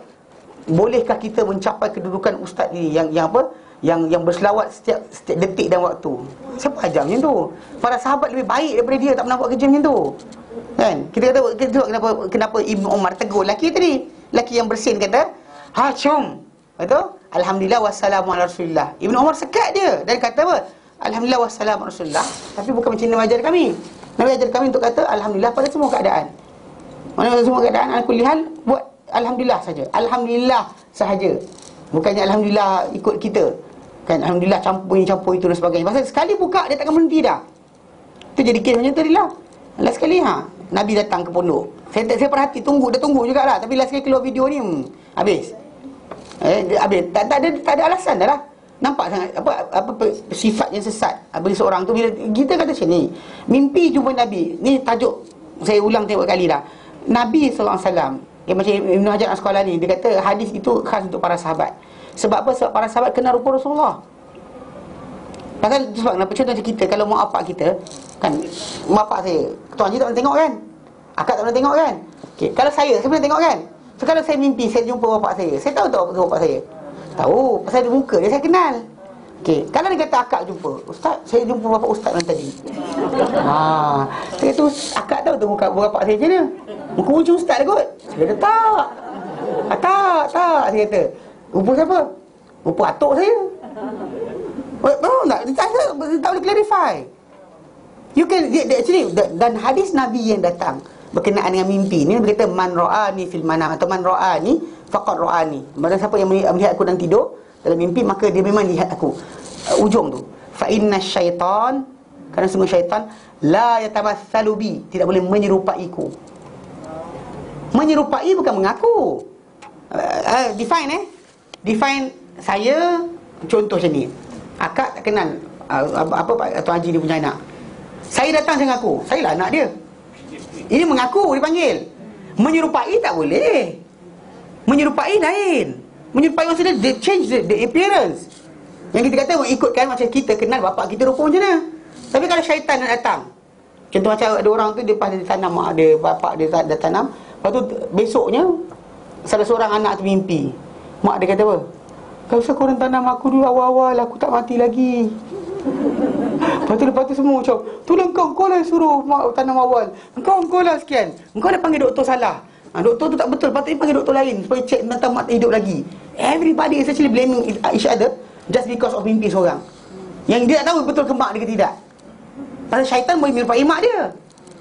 Faham tak? Syaitan boleh menyerupai pasal kita kenal rupa mak kita, tapi syaitan boleh menyerupai mak kita. Bukan sekat mengaku, boleh menyerupai terus. Tapi Nabi SAW tak boleh diserupai oleh syaitan, tapi boleh mengaku tak soalan? Mengaku boleh lah. Siapa yang nak clarify? Para sahabat tahu rupa Rasulullah, kita tak tahu. Tu bila akak kata saya mimpi jumpa ustaz punya bapak malam tadi, saya senyum lah. Saya kata macam mana akak tahu muka bapak saya? Dia kata dia bapak ustaz, tak boleh. Betul tak? Tak boleh. Itu bukan cara dia. Itu sebab kalau ada orang datang kata saya mimpi jumpa Rasulullah, bagi saya orang salah faham. Dia mungkin jumpa benda baik, Allah nak berikan berita gembira pada dia dengan cara mimpi tadi, tapi nak kata itu Rasulullah. Apa proof dia? Siapa yang clarify? Sebab kenapa tak kira orang tu siapa sekalipun, tuan guru mana sekalipun, tak boleh dia nak clarify kata dia jumpa mimpi jumpa Rasulullah sebenarnya. Tapi dah dia terpakai banyak sangat, semua sekali orang mimpi jumpa Rasulullah. Dan bahkan dia ajar pula cara siapa nak mimpi jumpa Rasulullah, selawat 100 kali sebelum tidur. Tahu kan? Ini kita kata tajuk yang salah dalam pemahaman. Pasal manusia dia kena faham betul bahawa bila tajuk mimpi tadi, belajar hadis tadi kata apa. Ini saya dulu bertekak dengan kawan saya. Kawan saya kata boleh, saya kata tak boleh, saya kata. Tapi Syekh sekian terpulang pada dia. Dia nampak, dia fikir itu Nabi, itu hak dia. Dia fikir itu Nabi, itu hak dia. Tapi apa? Untuk dia kata pada orang saya mimpi jumpa Nabi, salah. Tak apa, sebab dia tak tahu itu Nabi ke tidak. Boleh jadi ya, boleh jadi tidak. Ni pakai jubah pakai serban. Jubah macam mana jubah Nabi? Jahitannya jahitan macam apa Castella ke Din Wahab. Pasal betul tak? Pasal Nabi SAW pakai jubah. Tonton sikit dengar Dia angkat tangan, nampak ketiak. So lengan Nabi punya jubah macam ni agak-agak. Lepas tu orang jumpa macam ni. Dia kancing macam ni ke? Ada coupling? Ada cuffling ke tak ada cuffling? Betul butang-butang macam ni. Suasa ke perak? Seriously, benda tu dia persoalkan balik. Pasal Islam kita boleh main macam tu. Pasal kita kata bila orang tu nampak, pasal kita akan mimpi atau bayang atau lintas dalam kepala kita, benda kita ada contoh je. Tak boleh luar contoh. Faham tak? Ada contoh macam contoh orang tu sebut. Yang cerita dia kan, saya tolong ambil bapak saya, kakak apa adik saya dekat pasar. Lepas tu orang tu pergi, pakai baju apa? Baju merah. Semua pakai baju merah hari tu. Lepas tu kalau ustaz punya adik ni rupa ustaz ke? Saya kata tak ada rupa saya, rupa atuk saya. Tak pening kepala ke orang tak cari? Atuk saya ustaz rupa atuk saya lah. Bila saya sebut je, atuk saya rupa Perdana Menteri Malaysia. Nampak gambar? Ada saya kata pula, dia kulit hitam. Nampak gambar? Tapi kurus sikit. Nampak gambar? Dia gambar tu akan keluar bila sebut contoh. Dia kira limitation akal manusia. Kalau tak sebut benda berkenaan, dia tak ada contoh, dia tak tengok. Kita orang kata apa? Segi 4 bulat. Segi 4 bulat. Fikir. Segi 4 bulat. Segi 4 bulat. Dan kalau orang tak cakap segi 4 bulat je lah. Dia bayang. Terakhir bayang takkan dapat lah. Kecuali tiba-tiba orang tunjuk gambar. Lepas tu faham tak? Itu cerita dia. Ataupun contoh macam, dan juga akan keluar cerita. Kalau tak keluar cerita, tak sebut contoh, takkan ada. Kita manusia ni perlu contoh. Sebab kalau dia kata ada orang buta seumur hidup dia, satu hari terbuka depan mata dia apa? Kepala ayam. Lepas tu buta balik. Kalau kita kata dengan dia, kereta datang. Dia cakap apa? Kereta datang. Kereta tu dengan kepala ayam, belah mana persamaan dia? Betul tak? Sebab itu contoh yang dia ada, dia tak ada contoh lain. The only thing dia nampak depan mata dia, kepala ayam, lepas tu dia buta balik. Dia buta sejak kecil, nampak sekejap kepala ayam je. Lepas tu katakan kita kata, bakal Pak Mentua kau datang. Kepala ayam dengan muka dia belah mana sama? Dia pun contoh itu, takkan contoh lain. Faham tak? Itu beza dia apa? Bila manusia ni perlukan contoh tu. Sebab bila orang kata mimpi jumpa Nabi, anda tak salah kalau skeptikal pada orang berkenaan. Dia siapa sekalipun. Kalau bapak kita sendiri, saya sendiri cakap macam tu pun, skeptikal lah pada saya, tak ada masalah. Mana rasa macam, ya ke tidak ustaz ni? Tak ada hal fikir macam tu. Sebab saya tak ada clarification. Sahabat Nabi, clarify. Pasal Nabi kata, syaitan tak boleh menyerupaiku. Bukan syaitan tak boleh mengaku dia aku. Mengaku, semua orang boleh mengaku. Saya bukan apa polis, saya mengaku polis. Betul? Saya polis. Dan tak polis pun. Kan? Maksud dia, orang tadi boleh mengaku siapa dia nak. Tapi apa? Penyerupaan untuk Nabi SAW tak dibenarkan Allah Ta'ala ke atas jin, syaitan. Maka tak boleh diserupa dengan Nabi SAW. Siapa boleh clarify? Para sahabat sahaja. Kita tak boleh clarify. Siapa? Tak boleh tengok Rasulullah. So jadi kata Rasulullah punya ni. Tapi yang tu datang keluar cerita. Yang mimpi pula kelakar je tadi, bukan dia. Siapa?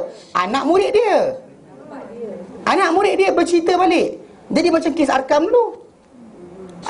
Waktu kes yang kita kata Asyad Muhammad kan, sebelum dia ijtihad nak jadi Perdana Malaysia tu, pengikut dia mimpi. So dia lepas tu dia buat clarification. Dia kata, saya akan sekian. Dia clarify. Lepas tu yang kena tangkap ISA tu. Sebelum tu dia buat kerja sendiri je. Tapi bila anak murid dia seorang mimpi, katanya mimpi, ya ke tidak wallahu alam, tapi katanya mimpi. Dia mimpi Abu Ya jadi Perdana Menteri.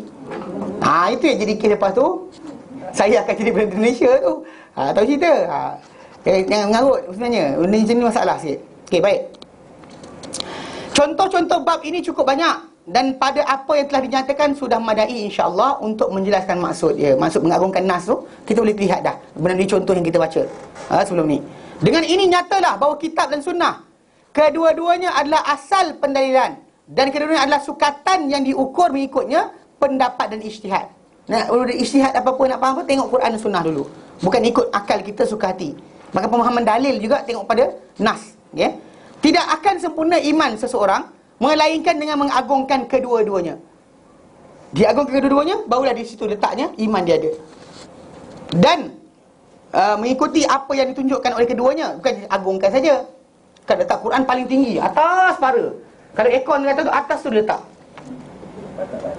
Tapi tak baca. Lepas tu arahan datang, Al-Quran kata tak boleh, langgar juga.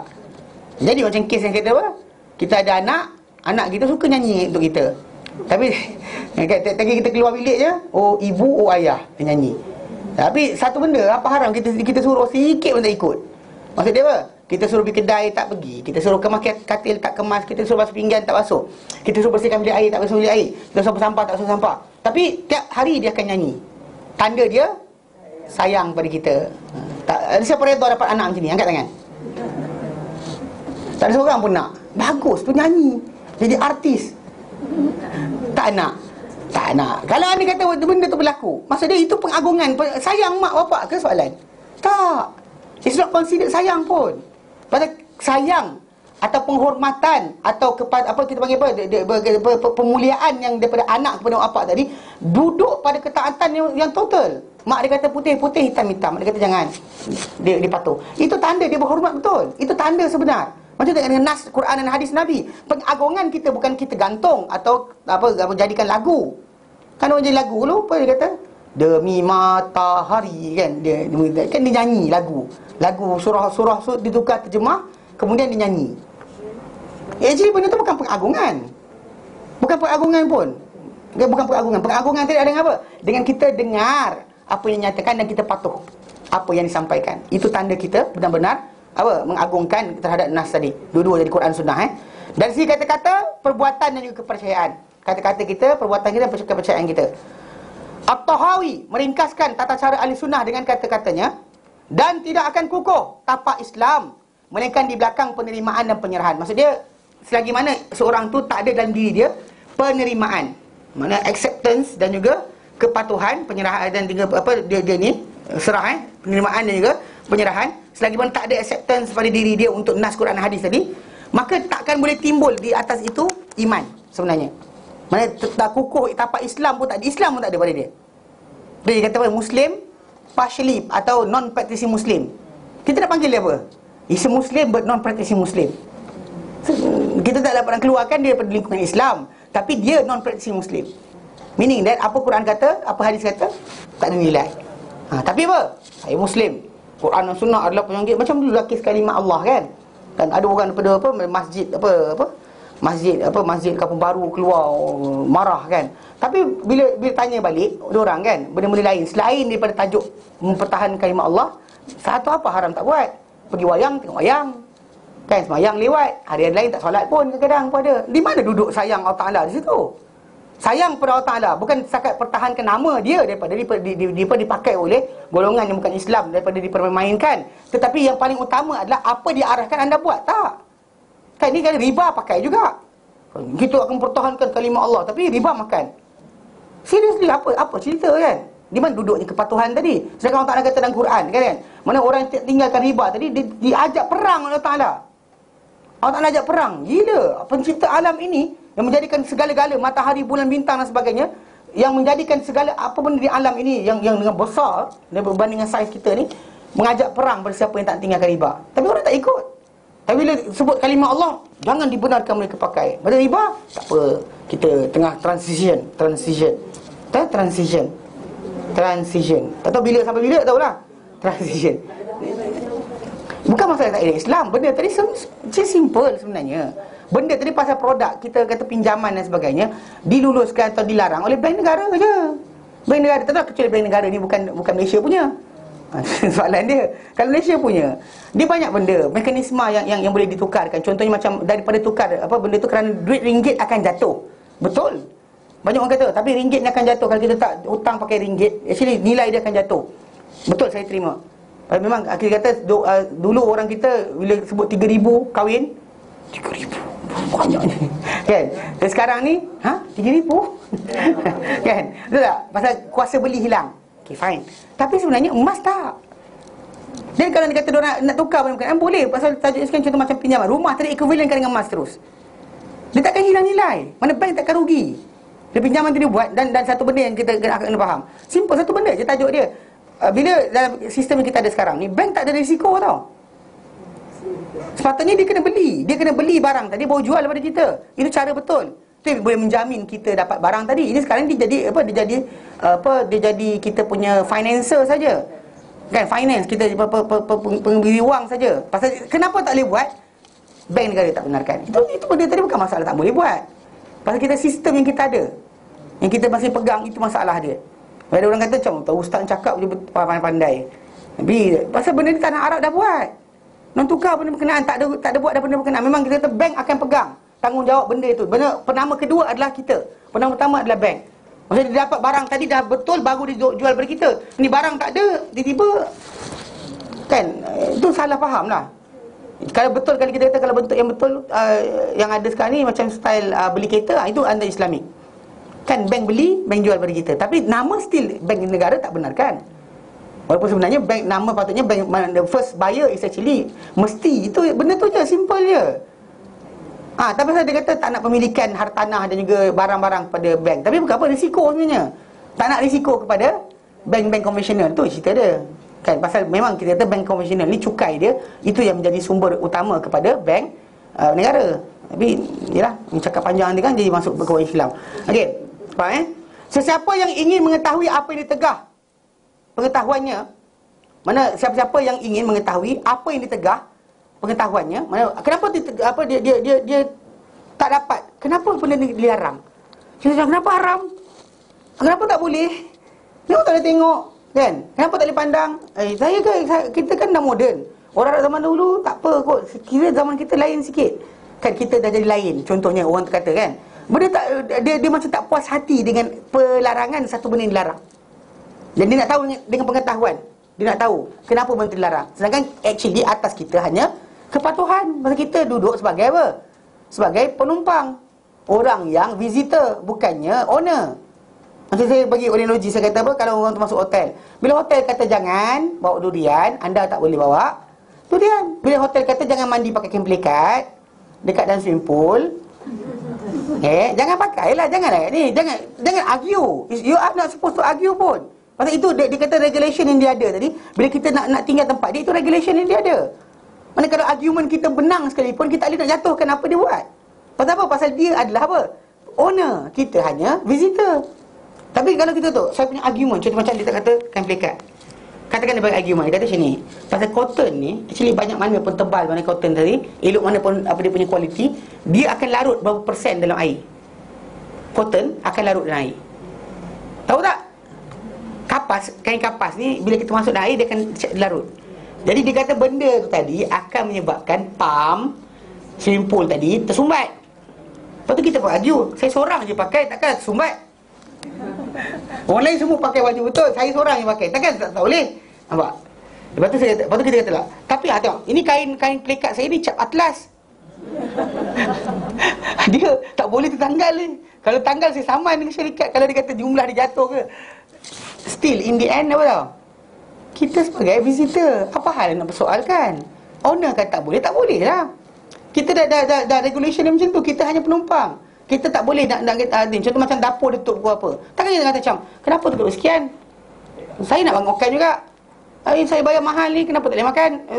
Ini bebel lagi lah. Salah lah. Pasal itu, dia kata, pasal sesiapa yang ingin mengetahui apa yang ditegah, pengetahuannya, mana apa asal ditegah, dan tak berpuas hati untuk menerima kefahamannya. Dia tak nak. Tak ada puas hati. Keinginannya menghalang daripada ikhlas. Tapi dia kata apa? Benda tu, yang dalam diri dia tadi, dia punya daya ataupun desakan diri dia untuk nak tahu tadi, keinginannya akan menghalang dia daripada ikhlas tauhid, suci makrifah dan sah iman. Mana tauhid dia akan masalah. Pasal banyak benda dia akan argue. Kalau Allah Ta'ala ada macam jadi kes, kadang kita dalam student sini pun saya dengar, ustaz dia kata, kalau sekiranya Allah Ta'ala tak perlukan kepada ibadat kita, so kita kan ibadat kenapa? Kan argument tu betul. Tapi masalahnya sekarang ni tajuk dia bukan tajuk dia. Kan saya kadang-kadang saya bagi penjelasan bukan untuk ni, penjelasan saya tak guna pun sebenarnya.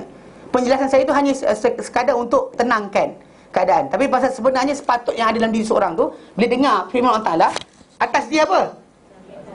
Sami'na wa ta'na je, bukan masalah Ustaz Adli kata.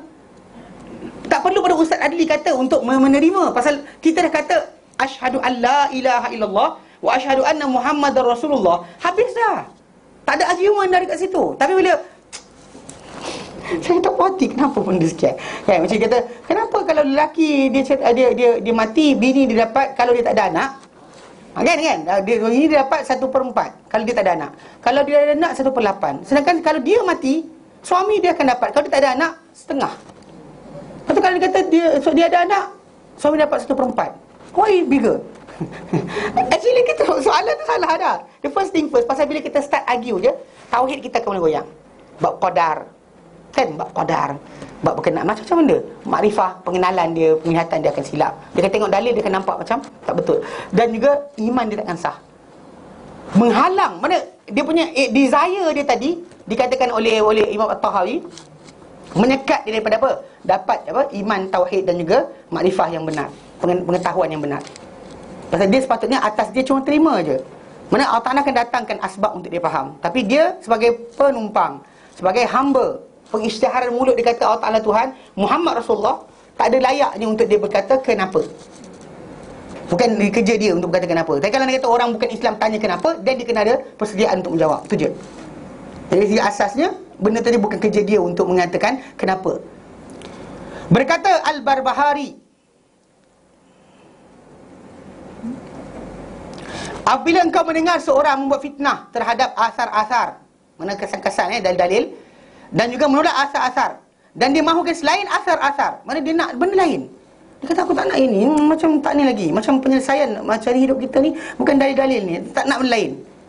Nak apa James, John, apa benda, Tom, Dick and Harry cakap apa, dia nak orang sana cakap, tengok orang yang telah maju dapat ada mesin, aku nak tanya orang tu. Dia tak nak terima lagi dalil untuk penjelasan bagi segala perkara tadi. Maka curigailah pada Islam pada Islamnya, Islam orang berkenaan. Keislaman dia tadi kau boleh ragui. Dan juga janganlah kau ragu bahawa dia adalah pemilik hawa nafsu dan juga pengamal bid'ah. Dia adalah seorang pemilik hawa nafsu, mana ada desire macam-macam, dan juga pengamal kepada bid'ah. Pasal dia, once dia start kata, dia argue saja tentang dalil, dia ni ada masalah. Pasal apa? Syahadah dia hilang. Pasal syahadah dia tu adalah penyerahan, penyaksian bahawa tiada Tuhan bukan Allah Ta'ala. Maksudnya, yang jadikan alam ni, jadikan aku, jadikan semua, yang mentadbir alam ni, mentadbir aku dan semua adalah Allah Ta'ala. Dan wakil dia adalah Muhammad Rasulullah, utusan Allah Ta'ala. Tapi kalau dia kata tapi, betul tu tapi, habis. Tu Imam Al-Barbahari kata, mana curigailah Islam dia. Curigailah Islam dia juga apa? Maka dan dia ni, dan ketahui, janganlah kau ragu bahawa dia adalah pemilik bid'ah. Dan juga pelaku bid'ah, dan juga dia ni ada masalah dalam masalah kefahaman dia. Ibn Taymiyah berkata, di antara sebesar-besar perkara yang dikurniakan oleh Allah kepada mereka, yakni ahli sunnah, adalah berpegang mereka dengan kitab dan sunnah. Oleh itu, di antara usul yang disepakati di kalangan para sahabat serta orang yang mengikuti mereka dengan baik, bahawa tidak diterima daripada siapa sama sekali untuk menentang Al-Quran dengan pendapat mereka. Pendapatnya, rasanya, akalnya, kiasnya, emosinya, mana anything. Tak boleh diterima sesiapa tolak Quran dengan pendapat, rasa, ataupun emosi, akal, ataupun buah fikiran, tak boleh. Okay? Kerana mereka telah terbukti kepada mereka dengan bukti-bukti yang pasti serta tanda-tanda nyata bahawa Rasulullah telah datang dengan petunjuk dan agama kebenaran. So dia kata Muhammad Rasulullah tu, sepatutnya dia dilafazkan dengan keadaan dia yakin. So bila dia tahu Quran daripada Allah Ta'ala, maka tak perlu timbul untuk dia bertanya. Untuk mengetahui macam mana pemahaman, ya, tapi untuk dia mempersoalkan, tidak. Okey? Juga bahawa Al-Quran telah memberi petunjuk, akan memberi petunjuk kepada jalan yang lurus. Ia akan memberi petunjuk pada jalan paling lurus, paling betul adalah Al-Quran. So tak boleh orang datang macam dia argue lagi Al-Quran dengan akal dia. Beliau juga berkata, sesiapa yang membina perbincangan di dalam ilmu usul dan furu' mengikut kitab, sunnah dan athar yang dapati daripada orang terdahulu, maka dia telah menempati jalan nubuah. Manusia siapa berbahas, bincang dalam ilmu dengan usul atau furu', tak kira benda tu asas atau cabang, mengikut Quran, sunnah dan juga athar, iaitu para sahabat, tabi'in, tabi'in, yang didapati dari orang terdahulu, maka dia telah menempati jalan nubuah. Begitu juga siapa yang membina keinginan dia dibina. Okey? Yang bina keinginan, ibadah, amal, penyampaian yang berkaitan dengan asas-asas amalan dan cabang-cabangnya, yang terdiri daripada keadaan-keadaan dalam hati dan amalan fizikal di atas iman, sunnah dan petunjuk yang berada di atasnya Nabi SAW dan para sahabat baginda, maka dia telah menempati jalan nubuah. Dan inilah jalan petunjuk yang imam-imam yang berdapat petunjuk. Itu sebab kenapa kita lihat Imam Syafi'i. Yang bila saya tanya kan, bila ada orang kata sayang Rasulullah, kena buat program tadi, saya tanya, tengok Imam Syafi'i rahimahullah, Imam Abu Hanifah rahimahullah, bila dia argue, dia kata memanglah para imam tadi, para sahabat tak buat. Sebab apa? Sebab diorang tak lihat Nabi, diorang dapat lihat Nabi. So kita tak dapat lihat Nabi, kita kena buatlah benda ni tadi supaya apa? Menunjukkan kita sayang Nabi. Terus saya kata dengan orang, Imam Bukhari, Muslim, Turmuzi, Nasai, Ibn Majah, Abu Dawud, Hasan al-Basri, Sufyan al-Thawri, Abdullah bin Mubarak, Sufyan bin Uyainah, Yahya bin Ma'in, Ahmad bin Hanbal, Syafi'i, Malik, Ahmad, semua sekali ulama-ulama tadi, semua tak jumpa Nabi. Tapi kenapa mereka tak buat kerja ni? Tak ajar orang melompat dan menari. Kenapa? Sebab apa tahu? Sebab apa? Mereka tahu jalan sebenar adalah apa? Untuk keinginan, amal dan sebagainya, semua di atas cara macam mana para sahabat belajar dengan Rasulullah dan tabi'in belajar dengan para sahabat. Itulah cara mereka akan beramal, takkan cara lain. Kerana itu kita kata tak ada timbul tajuk. Dan mereka dengan cara itu berada di atas apa? Jalan nubuah, jalan kenabian. Faham? Sebab saya tak ada ruang dah sebenarnya dalam tajuk ni. Maksudnya untuk pertama mengagungkan nas. Kalau kita lihat orang tu ada masalah nak menerima nas, dia masih goyang lagi, tinggalkanlah berhujah dengan orang macam ni. Pasal dia dikira sebagai ahli bid'ah. Kalau mereka tak boleh terima, tak ada, dalam diri tak ada penerimaan. Firman Allah Rasulullah, dia masih argue dengan pendapat dia tak boleh pakai. Pening kepala dia panggil kan. Macam ada cerita tu, ada seorang budak tu, ada fitnah tu naik. Dia kata apa? Dia kata yelah betul lah Nabi SAW tak bersabda, tak kata apa. Nabi sendiri pun jawab tak ada dalil. Kan Nabi kata ya, tidak. Mana Nabi bawa dalil? Dia kata saya kata dengan budak yang tanya cerita dengan saya, dia kata, takkanlah Nabi nak kata kalau Rasulullah SAW, dia Rasulullah kan? Pelik betul, orang tak faham. Jadi dia kata apa salahnya kan, untuk benda-benda yang dia nak buat. Dia cuba nak argue bahawa Nabi pun tak sibuk dengan dalil. Dia kata ustaz yang salafi ni sibuk dalil dia. Dalil kan, Nabi pun tak ada dalil. Memanglah Nabi tak ada dalil. Nabi itu ada dalil. Nabi itu sendiri ada dalil untuk kita. Kan? Kenapa kita nak perlukan dalil Nabi apa? Kata dalam sabda Rasulullah SAW. Salah lah. Sebab kena kata akal manusia ni kalau dah terlampau pelik sangat, dia akan punya masalah macam ni. Jelas? Jelas Ada soalan? Ya? Nubuah kenabian. Nubuah adalah kenabian. Mana jalan kenabian? Maksudnya jalan yang diaturkan oleh Nabi SAW. Mana Nabi tunjukkan itulah jalan dia. Itulah cara siapa-siapa yang beramal. Itulah cara dia. Okay? Era imam-imam diikuti. Contohnya macam kita kata para sahabat sendiri yang kita kata para sahabat ramai. Tabi'in. Contoh macam Imam Bukhari tabi'in. Dia tak jumpa Imam Syafi'i pun tabi'in, dia bukan tabi'in. Imam Syafi'i tak jumpa sahabat. Imam Malik tak jumpa sahabat. Imam Malik bin Anas tak jumpa sahabat Nabi. Dia jumpa orang jumpa sahabat. Abu Hanifah dia sezaman dengan Ibn Mas'ud, tapi ketika Ibn Mas'ud hidup tu dia kecil. Tak besar pun. So meaning that dia bukannya orang yang jumpa sahabat pun. Sedurang tabi'in.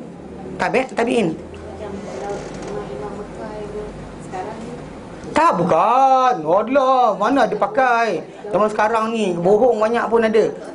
Bukan, tak pakai. Imam yang tunjuk tadi, imam yang kita maksudkan sebagai imam ikutan, yang kata-kata mereka adalah hujah dalam Islam. Dan bila Imam Syafi'i berkata, mana dia hujah, dia kira hujah. Hujah. Imam Bukhari kata dia kira hujah. Mana? Albani dia mensahih mendaifkan hadis saja. Dia bukan menjadi ikutan kita dalam masalah apa? Fatwa-fatwa fiqhiyah kita tak pakai. Dia dalam masalah dalil hadis, sahih atau dhaif dan sebagainya, dia buat kajian. Kerana kajian dia, bukan dia diikuti kerana dia Albani. Kita bukan ikut dia kerana nama dia Albani kita ikut. Tak, salah. Kita ikut dia kerana apa? Kerana dia tunjukkan kita ini dhaif kerana apa? Ini sahih kerana apa? Faham? Jelas? Okay, baik, kita berhenti kat sini insya-Allah. Wallahu a'lam. Wassallallahu ala sayyidina Muhammad wa sallam alhamdulillah alamin. Subhanallah, asyhadu an la ilaha illa anta astaghfiruka wa atubu ilaik. Assalamualaikum warahmatullahi taala wabarakatuh.